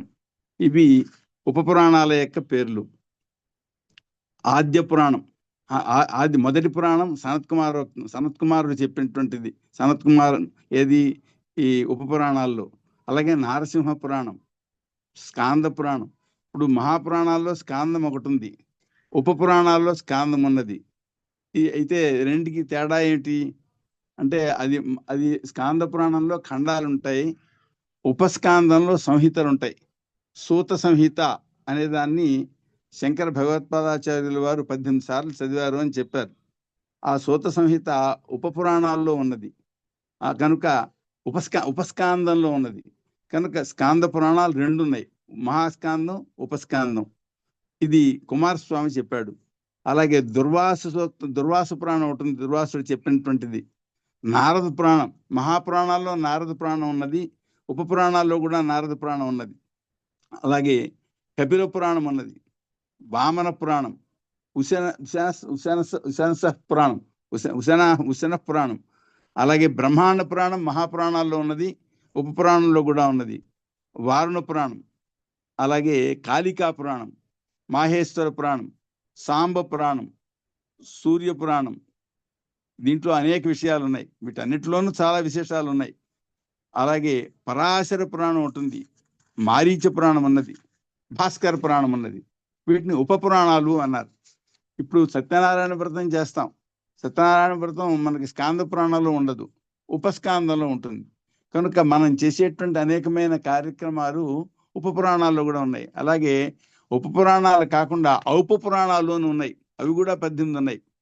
అందులో సనత్ కుమార పురాణం, నారదీయ పురాణం, దీంట్లో బృహన్నారదీయము అని అంటారు. ఈ బృహన్నారదీయం ఇప్పుడు నారద పురాణంలో దొరుకుతుంది, కానీ బృహన్నారద పురాణం అనేది అది ఔప పురాణం. అలాగే ఆదిత్య పురాణం, మరి నందికేశ్వర పురాణం, కూర్మ పురాణం మహాపురాణాల్లో ఉన్నది, ఔప పురాణాల్లో కూడా ఉన్నది. భాగవతం మహాపురాణాల్లో ఉన్నది, ఔప పురాణాల్లో కూడా ఉన్నది. అలాగే వాసిష్ఠ పురాణం, భార్గవ పురాణం, ముద్గల పురాణం, కలి పురాణం, దేవీ పురాణం, భాగవతం మహాపురాణాల్లో ఉన్నది, ఈ ఔప పురాణాల్లో కూడా ఉన్నది. బృహద్ధర్మ పురాణం, పరానంద పురాణం, వన్హి పురాణం, పశుపతి పురాణం, హరివంశ పురాణం, ఇవి ఔప పురాణాలు అన్నారు. వీటిలో ఎన్నో విశేషాలు ఉన్నాయి. అయితే ఈ పురాణాలని కొంచెం శాస్త్ర పండితులు పట్టించుకోకపోవడం అన్నది. కానీ ప్రాచీనులు పురాణాలకు ప్రామాణ్యం ఇచ్చారు. మనకు పూర్వమీమాంసా శాస్త్రంలో విరోధే తనుమానం స్యాత్ అసతి హి అనుమానం అని చెప్పని, ఈ వేదానికి విరుద్ధంగా ఉన్నట్లయితే ఈ స్మృతులు ప్రమాణం కావు, కానీ వేదవాక్యం లేనప్పుడు స్మృతి ప్రమాణం అవుతుంది అన్నారు. ఈ పురాణాలని స్మృతులుగా పరిగణించడం జరిగింది. శంకర భగవత్పాదాచార్యుల వారు తమ భాష్యాల్లో ఈ లింగ పురాణం, విష్ణు పురాణం, వీటిలో ఉండేటువంటి వాక్యాలని ప్రమాణంగా ఉదాహరించడం జరిగింది. అది స్మృతిగా వారు ఉదాహరించారు అక్కడ. అంతేకాదు, మనం ఏదైనా ఒక కార్యం చేయడానికి ధర్మసింధువు చూస్తాం. ఈ ధర్మసింధు సారంలో ఉండేటువంటి విషయాలు దేంట్లో ఉన్నాయి? పురాణాల్లో. మిగిలిన ధర్మశాస్త్రాల్లో ఉండేటువంటి విషయాలతో పాటుగా పురాణాల్లో ఉండేటువంటి విషయాలను కూడా అక్కడ ఉదాహరిస్తారు. ఎందుకంటే వాటిల్లోనే ఉన్నాయి ధర్మశాస్త్రాల్లో లేని కొన్ని అంశాలు, కనుక వాటిని ఉదాహరించడం జరుగుతుంది. అలాగే నిర్ణయ సింధువులో ఈ పురాణాల్లో ఉండేటువంటి శ్లోకాల్ని ఉదాహరించడం జరుగుతుంది. అంతేకాదు, వాత్స్యాయన భాష్యంలో చెప్పారు, లోకవృత్తం ఇతిహాస పురాణస్య అని, లోక ప్రవర్తనం ఇతిహాస పురాణాల ద్వారా తెలుసుకోవాలి అనే మాట చెప్పారు. పురాణాలకు మూలాలు వేదాల్లో ఉన్నాయి. ఇప్పుడు మనకు ఋగ్వేదంలో నాసదీయ సూక్తం ఉన్నది. ఓం నాసదాసి నోసదాసి తదానీం అని చెప్పని అక్కడ ప్రారంభమవుతుంది. అయితే ఆ సూక్తంలో ఏ అంశమైతే చెప్పారో అదే విషయం, ఇదం దృశ్యం యదానాసీత్ సదాత్మకం చేయతు అని చెప్పని పురాణంలో ఆ విషయం చెప్పారు. ఇలాగా వేదంలో చెప్పిన విషయాలు, పురాణాల్లో చెప్పిన విషయాల్ని మనం పోల్చి చూసినట్లయితే చాలా విషయాలు వేదంలో ఉండేటువంటివి పురాణాల్లో చెప్పారు అనే విషయం తెలుస్తుంది. అలాగే ప్రాచీన గ్రంథకారులు పురాణాలని ప్రమాణాలుగా అంగీకరించారు. మనకు ఉత్తర మీమాంసా శాస్త్రంలో తస్మాత్ సమూలం ఇతిహాస పురాణం అని చెప్పున్నది. అంతేకాదు, షడంగవత్ పురాణాదీనామపి వేదార్థ జ్ఞానోపయోగో యాజ్ఞవల్క్యేన స్మర్యతే అని సాయణాచార్యులు వారు ఋగ్వేద భాష్యంలో చెప్పారు. ఏ విధంగానైనట్లయితే షడంగాలు మరి వేదార్థ జ్ఞానానికి ఉపయోగిస్తాయో, పురాణాదులకు కూడా వేదార్థ జ్ఞానంలో ఉపయోగం ఉంది. ఆ పురాణాలు తెలియకపోయినట్లయితే కొన్ని వేదాల్లో ఉండేటువంటి అంశాలు అర్థం కావు అనే విషయం కూడా చెప్పారు. ఇప్పుడు ఈ వేదభాష్య ప్రారంభంలో ఉపోద్ఘాతంలో ఇతిహాస పురాణాభ్యాం వేదం సముపబ్రహ్మయేత్ బిభేది అల్పశ్రుతాద్వేదో మామయం ప్రతరిష్యతే అనే శ్లోకం ఇచ్చారు. అంటే ఇతిహాస పురాణ జ్ఞానం లేకుండా కేవలం వేదానికి అర్థం చెప్పపోయినట్లయితే ఇతరులు నన్ను వంచిస్తాడు అని వేదం భయపడుతుంది. కనుక వేదానికి అర్థం చెప్పదలిచినటువంటి వాళ్ళు షడంగ జ్ఞానంతో పాటుగా ఇతిహాస పురాణ జ్ఞానం కూడా కావాలి అనేది వేద భాష్య ప్రారంభంలో ఉపోద్ఘాతంలో సాయణాచార్యుల వారు ఉదాహరించారు ఆ శ్లోకాన్ని. ఏమండి, అంతేకాదు ఇంకో ప్రధానమైన అంశం ఉంది. ఏవో మంత్రబ్రాహ్మణస్య ద్రష్టారః ప్రవక్తారశ్చ తే ఖలు ఇతిహాస పురాణస్య ధర్మశాస్త్రస్య అని న్యాయ దర్శనంలో రాశారు. ఇప్పుడు వేదాలని దర్శించారు మహర్షులు, అలాగే బ్రాహ్మణాలను దర్శించారు మహర్షులు, వారు ద్రష్టలు. అయితే వారే ఇతిహాస పురాణాలని ధర్మశాస్త్రాలని కూడా రచించిన వారు అని చెప్పారు. ఇక్కడ వీళ్ళు కర్తలయ్యారు, ఇతిహాస పురాణాలకు వీళ్ళు కర్తలయ్యారు, అక్కడ వాళ్ళు ద్రష్టలయ్యారు. ఏ మహర్షులు వాటిని దర్శించారో వాళ్ళే వీటికి కర్తలు అని చెప్పి న్యాయ దర్శనంలో చెప్పడం జరిగింది. పురాణం మానవో ధర్మ సాంగోవేద చికిత్సితం ఆజ్ఞాసిద్ధాన్ని చత్వారి నహంతవ్యాని హేతుభి అని చెప్పని పురాణము, మనుస్మృతి, అలాగే వేదాలతో కూడినటువంటి అంగాలతో కూడిన వేదము, అలాగే ఆయుర్వేదము, ఇవి ఆజ్ఞాసిద్ధములైనవి, భగవదాజ్ఞాసిద్ధములైనవి. వీటిని హేతువుల చేత ఖండించకూడదు అని చెప్పిన అనుశాసన పూర్వంలో చెప్పడం జరిగింది. ఇతిహాస పురాణాన్ని అమృతస్య కుల్యా అంటూ ఆశ్వలాయన గృహి సూత్రంలో ఆశ్వలాయనలో వారు చెప్పడం జరిగింది. ఆభూత సంపలవాస్తే స్వర్గజిత పునః స్వర్గే బీజార్థా భవంతి అని భవిష్య పురాణంలో చెప్పినటువంటి వాక్యాన్ని ఆపస్తంభ ధర్మసూత్రంలో ఆపస్తంభుల వారు ఉదాహరించడం జరిగింది. అంతేకాదు ఇంకో విశేషం కూడా ఉంది. మొట్టమొదట పురాణం ఒకటే ఉండేదిట. 18 పురాణాలు అని చెప్పి మనం వ్యాసుడి వారి వలన ఏర్పడ్డాయని చెప్పుకుంటున్నాం. మత్స్య పురాణంలో ఈ విషయం చెప్పారు. పురాణం ఏకమేవాసీత్ పురా కల్పాంతరే నృప త్రివర్గ సాధనం పుణ్యం శతకోటి ప్రవిస్తరం అని చెప్పని మొదట ఒకే పురాణం ఉంది అని చెప్పారు. ఏమంటే ఈ శతకోటి ప్రవిస్తరం ఏంటంటే అన్ని అలా అంత విశేషంగా అధికంగా ఎలా ఉంటాయి అని సంశయించవలసిన పని లేదు. అంటే మనకు మన్వంతరాలు ఉన్నాయి. ఇది సప్తమ మన్వంతరం, వైవస్వత మన్వంతరం, 6 మన్వంతరాలు ఉన్నాయి. మన్వంతరం అంటే 71 మహాయుగాలు. కనుక 6 మహాయుగాలు ఇప్పుడు గడిచాయి. ఈ 6 మహాయుగాల్లో ఎన్ని గాథలు ఉన్నాయో, ఎన్ని విశేషాలు ఉన్నాయో అవన్నీ కూడా వాటిలో ఉండుంటాయి. అవన్నీ ఇప్పుడు గతించాయి, ప్రస్తుతం మనకు లభించటం లేదు. ఏమండి, అయితే ఇక్కడ ప్రధానమైన అంశం ఏంటంటే మంత్రాన్ని ఒకదాన్ని ఉపాసన చేయాలి అంటే ఋషిని తెలుసుకోవాలి, దేవతను తెలుసుకోవాలి, ఛందస్సు తెలుసుకోవాలి, వినియోగం తెలుసుకోవాలి. అవిదిత్వా ఋషించందో దైవతం యోగమేవచ యోధ్యాపయే ద్విజేద్వాపి పాపియాన్ జాయతేతు సహా అని చెప్పని స్మృతిలో చెప్పారు. కనుక ఒక మంత్రాన్ని తెలుసుకోవాలంటే దాని ఋషిని తెలుసుకోవాలి. ఋషి ఎవరి వల్ల దేని వల్ల తెలుస్తుంది? పురాణం ద్వారా తెలుస్తుంది ఆ ఋషి యొక్క ఉనికి, ఋషి యొక్క చరిత్ర. అలాగే దేవత దేని వల్ల తెలుస్తుంది? దేవతలు కూడా పురాణాల ద్వారా తెలియబడుతున్నారు.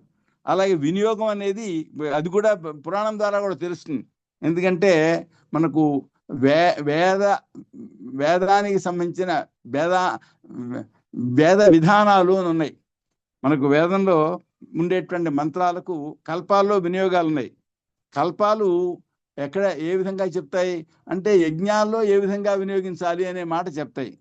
కానీ మనకు నిత్య జీవితంలో ఉండే సమస్యలకు మంత్రాలను ఎలా వినియోగించుకోవాలి అంటే అక్కడ వేదంలో కొన్ని చోట్లే చెప్పారు, ఎక్కువ చెప్పలేదు. అయితే వేద విధానాలు అని చెప్పని 4 వేదాల్లో ఉండేటువంటి మంత్రాలకు మన నిత్య జీవితంలో ఉండే సమస్యలకు పరిష్కారంగా చెప్పడం జరిగింది. ఆ పరిష్కారంగా చెప్పినటువంటి వాటిల్లో మరి వినియోగం చెప్పారు. ఈ వినియోగం తెలియాలి అంటే దేనివల్ల తెలుస్తుంది? పురాణం ద్వారా తెలుస్తుంది. వేద మంత్రం ద్వారా ఆ వినియోగం తెలియటం లేదు. కనుక వినియోగం తెలుసుకోవాలి, ఋషిని తెలుసుకోవాలి, దేవతను తెలుసుకోవాలి. దీనికి మనకు పురాణం అనేది అవసరం అవుతుంది. అందుకని పురాణ జ్ఞానం లేకుండా ఉన్నట్లయితే అది సంపూర్ణమైనటువంటి జ్ఞానం కావట్లేదు. వేద జ్ఞానం సంపూర్ణం అవట్లేదు. పురాణం సర్వశాస్త్రాణం ప్రథమం బ్రహ్మణా స్మృతం అనంతరంచ భక్తిరేభ్య వేదాస్తస్య వినిర్గతాః అని పద్మపురాణంలో చెప్పడం జరిగింది. ఇది చాలా ఆశ్చర్యకరమైన అంశం. బ్రహ్మగారి యొక్క ముఖాన్ని నుండి మొదట శాస్త్రాల కంటే ముందర పురాణం వచ్చింది, తర్వాత శాస్త్రాలు వచ్చాయి అని, వేదాల తర్వాత వచ్చాయి అని.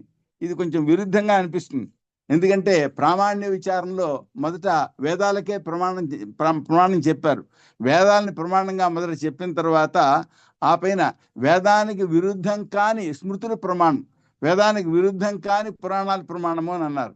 మరి వేదాల కంటే ముందర పురాణం రావడం ఏమిటి? మనకి శ్రీమద్భాగవతంలో చెప్పారు మొదటి శ్లోకంలో, జన్మాద్యశ్చేతోన్వయాదితరతశ్చార్థేష్వభిజ్ఞస్వరాట్ తేనే బ్రహ్మ హృదయ ఆది కవయే. బ్రహ్మదేవునకు నారాయణుడు తన హృదయంతో వేదాలని ప్రసాదించాడు కనుక వేదాలు ఆయనకు భగవానుడి ద్వారా దత్తమైనవి. భగవానుడితో అప్రయత్నంగా ఆయనకు వేదాలు వచ్చాయి. అంటే భగవానుడు వేదాలని సృష్టించలేదు, కానీ భగవాను నుండి అప్రయత్నంగా ఏర్పడ్డాయి. యస్య నిశ్వసితం వేదా, నిశ్వాసము వలె అప్రయత్నంగా భగవాను నుండి వచ్చాయి. అవి బ్రహ్మదేవుడికి లభించాయి. బ్రహ్మదేవుడు తపస్సు చేసేటువంటి ఋషులకు వాటిని ప్రసాదించాడు, వాళ్ళు దర్శించారు, ఆ పైన వేదాలు బయటకు ఏర్పడ్డాయి. ఇవి మనకు సంప్రదాయంలో ఏర్పడింది. అయితే బ్రహ్మదేవుని యొక్క ముఖా నుండి మొదటి పురాణాలు వచ్చాయి అనేటువంటిది ఇక్కడ పద్మ పురాణంలో చెప్పడం జరిగింది. కనుక పురాణాల యొక్క ప్రాధాన్యాన్ని ప్రామాణ్యాన్ని ప్రాచీనులైనటువంటి ఋషులు చెప్పడం జరిగింది. ఆ జ్ఞానం లేకపోతే వేద జ్ఞానం అనేది అసమగ్రమవుతుంది, వాటి యొక్క వినియోగం అసమగ్రంగా తెలుస్తుంది అనే మాట మనకు వీటి ద్వారా తెలుస్తోంది. వాయు పురాణంలో, బ్రహ్మాండ పురాణంలో, పద్మ పురాణంలో కూడా పై విషయం చెప్పడం జరిగింది. అంతేకాదు ఇక్కడ పురాణాలకు ఎవరు వక్తలు, ఎవరు శ్రోతలు అంటే మొదట దేవతలే వక్తలు, ఋషులు వక్తలు. దేవతలు శ్రోతలు, ఋషులు శ్రోతలు. ఉదాహరణకి గరుడ పురాణం ఉన్నది. గరుడ పురాణాన్ని విష్ణుదేవుడు చెప్పాడు, గరుడునికి చెప్పాడు. ఈ గరుడ పురాణంలో ఉండేటువంటి విషయాలు తెలియకపోతే అపరకర్మకు సంబంధించిన చాలా అంశాల్లో అసమగ్రత వస్తుంది, పూర్తిగా తెలిసే అవకాశం ఉండదు. అలాగే నారద పురాణం ఉన్నదే, దాంట్లో ప్రథమ భాగాన్ని సనక సనందనాథులు నారదునికి చెప్పారు. సనక సనందనాథులు దేవర్షులు, నారదుడు కూడా దేవర్షే. ఉత్తర భాగాన్ని వశిష్ఠుడు మాంధాతికి చెప్పాడు. ఈ విధంగా చెప్పినవారు దేవతలు ఋషులు, విన్నవారు దేవతలు ఋషులు. దీని యొక్క ప్రామాణ్యాన్ని ఋషులు అంగీకరించారు. కనుక మనం పురాణాలని అప్రమాణము అని చెప్పి వాటిని హీనంగా చూడడం అనేది కుదరదు. అంతేకాదు ఈ పురాణాల్లో ఉండేటువంటి విషయాల్లో కొన్ని సందేహాలు ఏర్పడతాయి. సందేహాలకు సమాధానాలు కూడా పెద్దవాళ్ళు చెప్పారు. కనుక వాటిలో మనకు కొన్ని సందిగ్ధంగా ఉన్నాయి కనుక అని వాటిని మనం కించి చూడడానికి లేదు. చూడండి, వాచం దుహితరం తన్వి స్వయంభూ హరతీం మనః అకామాంచకమేక్షత్త సకామైతన శృతం అని చెప్పని మనకు శ్రీమద్భాగవతంలో ఉన్నది. అంటే సరస్వతిని బ్రహ్మదేవుడు కామించాడు, ఆమె కామం లేదు, ఈయన కామించాడు అని. కూతురుని కామించడం ఏమిటి అని చెప్పి ప్రశ్న వచ్చింది. అప్పుడు ఆయన తన శరీరాన్ని వదిలివేశాడు. ఏమండి, ఇక్కడ ప్రధానమైన అంశం ఏంటంటే ఈ విషయానికి తాత్పర్యం వేరే ఉన్నది అని చెప్పారు. చెప్పింది ఏం చెప్పారు? ప్రజాపతి స్థావతు ప్రజాపాలనాధికారాత్ ఆదిత్యే వచ్చతే. ఇక్కడ ఏ ప్రజాపతి అని చెప్తున్నామో, స్వయంభూ అంటున్నామో, ఇక్కడ ఆదిత్యుడే ప్రజాపతి. సచ అరుణోదయ వేళాయాం ఉషసి ఉద్యన్ అభ్యేత్ స తదా గమనాదేవ ఉపజాయత ఇది తదాగమనాదేవ ఉపజాయత ఇది తత్ దుహితృత్వేన వ్యపదిశ్యతే అని చెప్పని కుమారుల భట్టు వ్యాఖ్యానించారు. అంటే ఆదిత్యుడే ఇక్కడ ప్రజాపతి, ఉషస్సే ఇక్కడ సరస్వతి. ఆదిత్యుడు ఉదయించడానికి ముందర ఆయన రావడం వల్లనే ఉషస్సు వచ్చింది కనుక ఈ ఉషస్సు అనేది ఆయన యొక్క కూతురు అని చెప్పని ఇక్కడ కేవలం లక్షణావృత్తి చెప్పడం జరిగింది అని చెప్పని వ్యాఖ్యానించారు. అంటే ఇక్కడ ఈ బ్రహ్మదేవుడు సరస్వతిని కామించాడు అనేదాన్ని మనం అపార్థంగా చేసుకోకూడదు. కొందరు ఈ కథ ఆధారంగా తీసుకుని పురాణాలను విమర్శిస్తే దాన్ని ఆధారంగా చేసుకుని ఇతర మతాల వాళ్ళు ఆక్షేపణ చేయడం అనేది మనకు లోకంలో కనబడుతోంది. ఇక్కడ ఉన్న తాత్పర్యం ఇది అని. ఇంకొక అంశం, ఇక్కడ ఈ తాత్పర్యం చెప్పకపోయినా అక్కడ ఉన్న కథని యథాతథంగా తీసుకున్న చాలా అద్భుతమైన సౌందర్యంతో కూడినటువంటి సరస్వతీదేవిని చూసి బ్రహ్మ మోహించాడు. మోహించిన తర్వాత ఏం జరిగింది? ఆయన ఆ శరీరాన్ని వదిలిపెట్టేశాడు. ఆ శరీరాన్ని వదిలేసిన తర్వాత ఇంకా ఆయనకు ఆమెకు ఈ తండ్రి కూతురు అనేటువంటి సంబంధం లేదు కదా. ఆ సంబంధం లేని తర్వాత ఆయన మరో దేహాన్ని ధరించిన తర్వాత సరస్సును చేపట్టాడు. దేహం మారినప్పుడు ఇక ఈ తండ్రి కూతురు అనే సంబంధం ఏముంటుంది? కనుక అక్కడ ఆక్షేపణ చేయాల్సిన అంశం లేదు. ఈ విధంగా పురాణాల్లో ఏ ఆక్షేపింపదగినవిగా అంశాలు కనబడతాయో వాటన్నిటికీ కూడా సమాధానాలు పెద్దలు చెప్పడం జరిగింది. కనుక పురాణాల యందు ప్రామాణ్య బుద్ధి ఉండాలి. ప్రామాణ్య బుద్ధి లేకపోతే మన సంస్కృతిలో సగం పైగా మనకు కాకుండా పోతుంది, అర్థం కాకుండా పోతుంది, ఉపయోగించకుండా పోతుంది. ఇప్పుడు మనకి దేవాలయాలు మొదలైనవన్నీ ఉన్నాయి, వీటికి మూలాలు వేదంలో లేవు అని కొందరు ఆక్షేపణ చేశారు. వేదంలో దానికి మూలాలు ఉన్నాయి లేదు అనే విషయం మరొకటి, పురాణాల్లో ఉన్నాయి కదా, లోకంలో ఉన్నాయి, జనానికి ఉపయోగపడుతున్నాయి కనుక పురాణాలే కనుక పక్కకి పెట్టినట్లయితే మనకు ఎంతో వాంగ్మయం మనది కాకుండా పోతుంది. మన వాంగ్మయం కాకుండా పోవడమే కాదు, మన యొక్క సంస్కృతి మనది కాకుండా పోతుంది. లోకంలో అనేకమైనటువంటి విషయాలు ప్రమాణరహితమైపోతాయి అనేది ప్రధానంగా గుర్తించాలి. ఇప్పుడు మనకి ధర్మశాస్త్రంలో చెప్పేటువంటి ఈ పండుగలు మొదలైనవంటికి కూడా పురాణాల్లోనే మూలాలు కనబడుతున్నాయి. కనుక మనం పురాణాలని ప్రమాణంగా తీసుకుంటేనే మన సంస్కృతి సమగ్రంగా ఉంటుంది, మనం దాని వలన ప్రయోజనాన్ని పొందగలుగుతాం. ఇంత మాత్రమే కాకుండా పురాణాల్లో అద్భుతమైనటువంటి విజ్ఞానం కూడా ఉంది, కొంచెం విజ్ఞానం కాదు. ఆ పురాణాల్లో ఉండేటువంటి అనేక విషయాల్ని మాన్యులైనటువంటి ఈ సంతోష్ కుమార్ జోషి గారు ఓ పెద్ద పుస్తకంగా రాశారు. మొత్తం పురాణాల్లో ఏ ఏ అంశాలు ఉన్నాయి అనేది పెద్ద పుస్తకమైంది. కానీ ఎన్నో అంశాలు ఉన్నాయి, ఒక అంశం కాదు. ఉదాహరణకి చూడండి, సముద్రానికి ఆటుపోట్లు ఎంత వస్తాయి అనేటువంటి విషయం పురాణంలో ఉన్నది. ఏమని చెప్పారు అక్కడ? స్థాళీస్థం అగ్ని సంయోగాత్ ఉదేతి శల్యంయథ తథైవ వృద్ధౌ సలిలం అంబోధౌ మునిసత్తమ దశోత్తరాణి పంచైవ అంగుళీనాం శతాని చ అపాం వృద్ధిక్షయో దృష్టౌ సాముద్రీనాం మహామునే అని.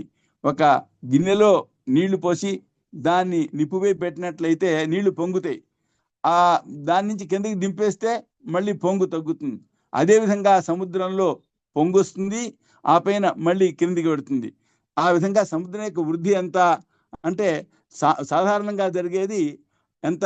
దశోత్తరాణి పంచైవ అంగుళీనాం శతానిచ 510 అంగుళాలు పైకి లేస్తుందట సముద్రం, మళ్ళీ 510 అంగుళాలు కిందికి దిగుతుందట. ఇది ఆ సముద్రం యొక్క ఆటుపోటులు అంటూ ఇక్కడ సంఖ్యతో సహితంగా చెప్పడం జరిగింది.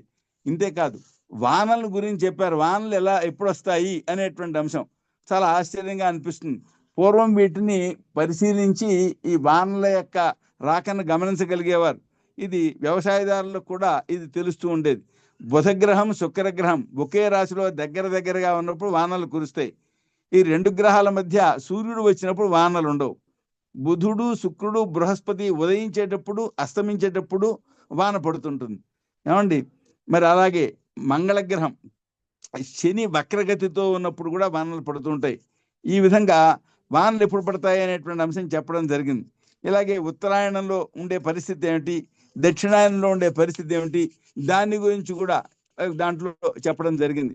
ధ్రువమండలానికి ఆకర్షణ ఉంది అనే విషయాన్ని కూడా చెప్పడం జరిగింది. అందుకోసమే ఈ ఉత్తరం వైపుగా తల పెట్టి పడుకోకూడదు, ఉత్తరం వైపున శిరస్సు పెట్టి పడుకోకూడదు అనే సంప్రదాయంలో ఉన్నది. ఎందుకుంది అంటే ఆ ధ్రువమండలం యొక్క ఆకర్షణ వలన అని చెప్పని పురాణంలో తెలపడం జరిగింది. అంతేకాదు చెట్లకు ప్రాణం ఉంది అని చెప్పని మనకు జగదీష్ చంద్రబోస్ చెప్పారు అంటారు. కానీ చెట్లకు ప్రాణం ఉంది అనే మాట మనకు మనుధర్మశాస్త్రంలో ఉన్నది, పురాణాల్లో ఉన్నది, భారతంలో కూడా ఉన్నది. ఏమంటే ఉత్సోత్స స్తమప్రాయ అంతఃస్పర్శా విశేషణ అని భాగవతంలో చెప్పారు. ఈ వృక్షాలు ఉన్నాయి, అవి పైపైకి పెరుగుతూ ఉంటాయి, అవి తమోగుణం ప్రధానంగా కలిగినవి, అవి మూర్ఛ పొందిన వాటి వలె ఉంటాయి. ఏమండి, వాటికి లోపల స్పర్శాది అనుభవాలు ఉన్నాయి అని చెప్పారు.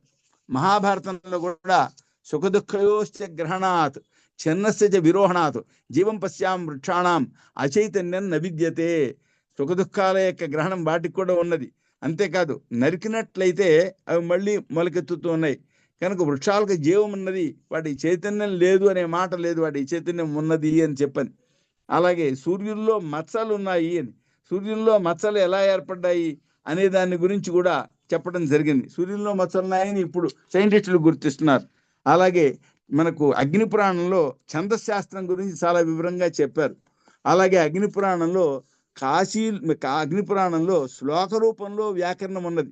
వ్యాకరణం మనం విడిగా శాస్త్రంగా చూస్తున్నాం, కానీ శ్లోక వ్యాకరణం అనేది మనకు అగ్ని పురాణంలో కనబడుతోంది. అలాగే అగ్ని పురాణంలో అలంకార శాస్త్రం కనబడుతోంది. ఛాయా ముద్రా తథోక్తిశ్చ యుక్తిగుం ఫనయా సహ వాకో వాక్యం అనుప్రాస చిత్రం దుష్కరమే వచ జ్ఞేయ నవాలంకృతయ శబ్దానామిత్యసంకరాత్ అని చెప్పని శబ్దానికి సంబంధించినటువంటి అలంకారాలు అక్కడ చెప్పడం జరిగింది. అలాగే మనకు నిఘంటువులు ఉన్నాయి, నిఘంటువులు విడిగా ఉన్నాయి. అయితే అగ్ని పురాణంలో కూడా ప్రత్యేకించి నిఘంటువు ఉన్నది.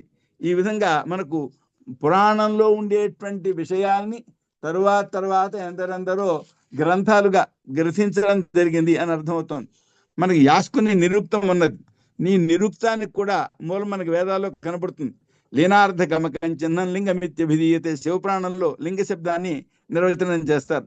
ఎదరోది స్వరశ్రేష్ఠ నామ్నా రుద్ర ఇది ప్రజా. ఇక్కడ గమ్మత్తు అంటే మనకు ఇక్కడ పురాణంలో ఏదో అది వేదంలో కూడా ఉంది. ఎదురోది ఇత్త దుర్దశ రుద్రత్వం అని చెప్పని వేదంలో చెప్పారు, అది పురాణంలో కూడా చెప్పడం జరిగింది. అలాగే ప్రణవాన్ని గురించి చెప్పారు చూడండి. ప్రపంచో ననాస్తివో యుష్మాకం ప్రణవం విదుహు ప్రకర్షేణ నయేత్ యస్మాత్ మోక్షం వా ప్రణవం విదుహు అని. అంటే ప్రపంచం, నా బా అంటే ఎవరైతే ప్రణవాన్ని ఉపాసించారో వాళ్ళకి ఉండదు. అలాగే ప్రకర్షణ చేత ఏమండి, ఎవరైతే ప్రకర్షణ చేత మోక్షాన్ని ఏదైతే పొందిస్తుందో అది ప్రణవము అంటూ, ప్రణవోపాసన వలన మోక్షం వస్తుంది, ప్రణవోపాసన చేసినటువంటి వాళ్లకు ప్రపంచం అనేది తొలగుతుంది అంటూ కేవలం ప్రణవ శబ్దంలోనే ఆ అంశాన్ని చెప్పడం జరిగింది. ఇలాగా మరి శివశబ్దానికి, గురు శబ్దానికి, విష్ణు శబ్దానికి మనకు ఇవి నిర్వచనాలు శివపురాణంలో, విష్ణు పురాణంలో అక్కడ కనబడుతుంటాయి. అలాగే ఆయుర్వేదం అనేది మనకి పురాణాల్లో చాలా అధికంగా ఉన్నది. సరే, వ్యక్తులకు సంబంధించిన ఆయుర్వేదానికి సుశ్రుతం, చరకం మొదలైన ఉన్నాయనుకోండి, కానీ అశ్వాయుర్వేదం, గజాయుర్వేదం అవి కూడా మనకి పురాణాల్లో దొరుకుతాయి. బాల బిల్వం తథాలోధ్రం ధాతకీ స్థితయా సహ అతిసార వినాశాయ పిండో భుంజీత కుంజర. ఏనుగులకి విరోచనాలు అయినట్లయితే చిన్న మారేడుకాయలు, లోధ్ర, ఉసిరికాయలు దంచి పటికి బెల్లం కలిపి గోళీలు కట్టి ఏనుగుకి తినిపించాలి, దానికి ఆరోగ్యం కలుగుతుంది అని రాశారు. అలాగే గుర్రాలకు సంబంధించి చికిత్స కూడా చెప్పారు. గోమయం లవణం మూత్రం క్వథితం మృత్ సమన్వితం అంగలేపో మక్షికాది దంశ శ్రమ నివారక. పేడ, ఉప్పు, మట్టి కలిపి ఆవు మూత్రంతో ఉడికించి గుర్రానికి పైన పూసినట్లయితే దోమల వలన కలిగేటువంటి బాధ వాటికి పోతుంది అని అన్నారు. ఏమండి, ఈ విధంగా అలాగే ఆవులకి సంబంధించిన చికిత్స కూడా చెప్పారు.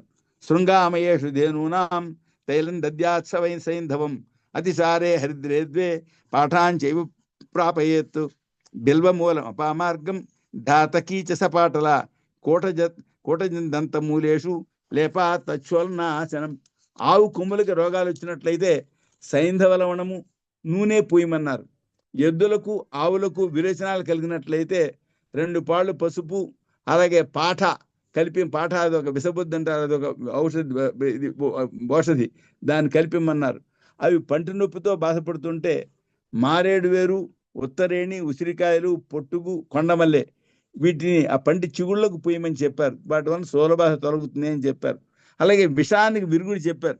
స్వప్న జ్ఞానం, స్వప్నాధ్యాయం మనకు పురాణంలో ఉన్నది. ఎటువంటి కల వచ్చినట్లయితే దానివల్ల ఏ ఫలం సూచింపబడుతుంది అని చెప్పని. అలాగే సాముద్రిక శాస్త్రం మనకు పురాణంలో కనపడుతుంది. ఇలాగ ఎన్నో విద్యలు పురాణాల్లో ఉన్నాయి కనుక వాటిని అప్రమాణము అని పక్కకి తీసినట్లయితే ఏమవుతుంది, మనకు అసలు వాంగ్మయం ఎంతో పోవడమే కాకుండా, ఎంతో విజ్ఞానం పోవడమే కాకుండా వేదానికి అర్థం కూడా తెలియని పరిస్థితి ఏర్పడుతుంది. కనుక పురాణాలని మనం తీసుకోవాలి. అయితే వేదంలోనూ ఈ సమస్య ఉంది. ఏదైనా మనకు ప్రత్యక్ష విరుద్ధంగా కనపడినట్లయితే అప్పుడు అక్కడ ఏం చెప్తున్నారు, అర్థవాద అని చెప్తున్నారు. అలాగా ప్రమాణాంత విరోధం ఉన్నప్పుడు అర్థవాదగా దాన్ని తీసుకోవడం, ప్రశంసా వాక్యాలుగా తీసుకోవడం, ప్రమాణాంతర వైరుధ్యం లేనప్పుడు దాన్ని ప్రమాణంగా తీసుకుని దాని ప్రయోజనాన్ని పొందడం, ఈ అంశాలు మనకు తెలుస్తున్నాయి.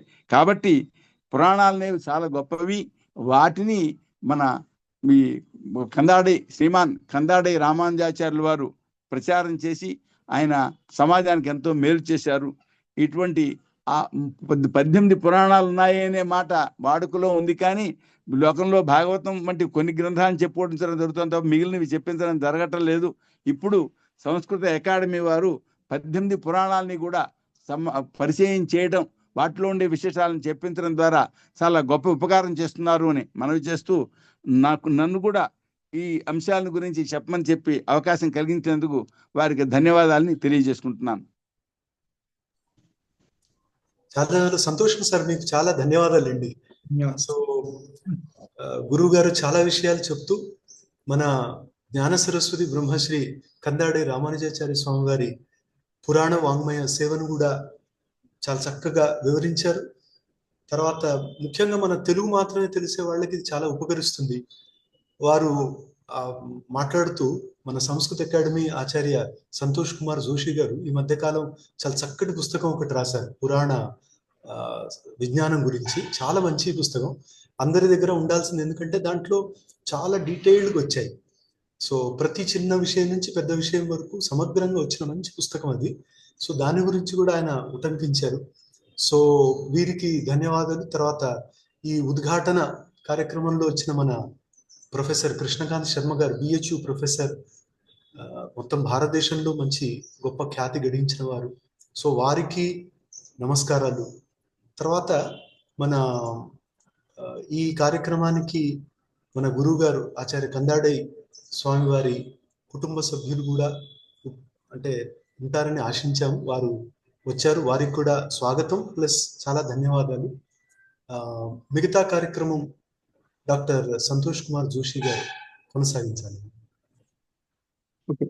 अस्मिन् उद्घाटनसमारोहे एतावत्पर्यन्तं संस्कृतपरिषदः आह्वानम् अङ्गीकृत्य आगताः सन्ति BHU विश्वविद्यालयस्य निवृत्त आचार्याः आचार्य के शर्मा महोदयाः। ते तत्र इतोपि तेषां व्याख्यानवैभवम् अधिकृत्य निदेशकमहोदयेनैव उक्तमस्ति, तथापि औपचारिकरूपेण तत्र पुराणविषये पुराणं दशलक्षणं श्रीमद्भागवतोक्त पुराणदशलक्षणम् अधिकृत्य एवं तत्र श्रीमद्भागवतम् अधिकृत्य ते तत्र उद्बोधनं कृतवन्तः। तेभ्यः संस्कृतपरिषत् पक्षतः एवं सभापक्षतश्च कृतज्ञताञ्जलिं निवेदयामि। एवमेव अद्यतन सारस्वत अतिथयः वर्तन्ते आचार्य चिरावूरि शिवरामकृष्ण महोदयाः। एते तत्र पुराणविषयेषु कृतभूरि परिश्रमाः सन्ति। तत्र एतैः नैके ग्रन्थाः रचिताः सन्ति। एते महाशयाः तत्र पुराणगत विषयं संस्कृते भारतीय संस्कृतेः मूलाधारभूतानि भवन्ति पुराणानि इति पुराणगत विषयं विज्ञानम् अधिकृत्य तत्र विस्तृततया प्रमाणपुरस्सरं ते अकथयन्।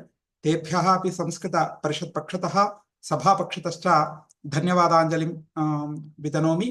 एवं अद्य तत्र सभायाः अध्यक्षाः सन्ति अस्माकं निदेशकाः, संस्कृतपरिषदः निदेशकाः आचार्य पिन्ना मधुसूदन महोदयाः।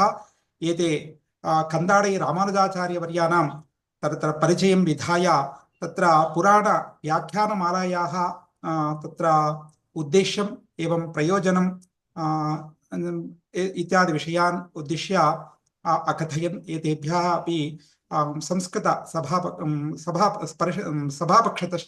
सभापक्षतः अहं कृतज्ञताञ्जलिं निवेदयामि। एवमेव अद्य महान्तः विद्वांसः उपकुलपतयः प्रह्लाद जोशी महोदयाः, एवमेव अस्माकं संस्कृतपरिषदः पूर्वनिदेशकाः नीलकण्ठमहोदयाः, एवं महामहोपाध्यायाः नलगुण्ड पुरुषोत्तम शर्मा महाभागाः, एवं अन्ये च अन्येभ्यः राज्येभ्यः संस्कृत उपन्यासकाः, तत्र संस्कृत अनुरागिणः, संस्कृत छात्राः बहवः समुपस्थिताः।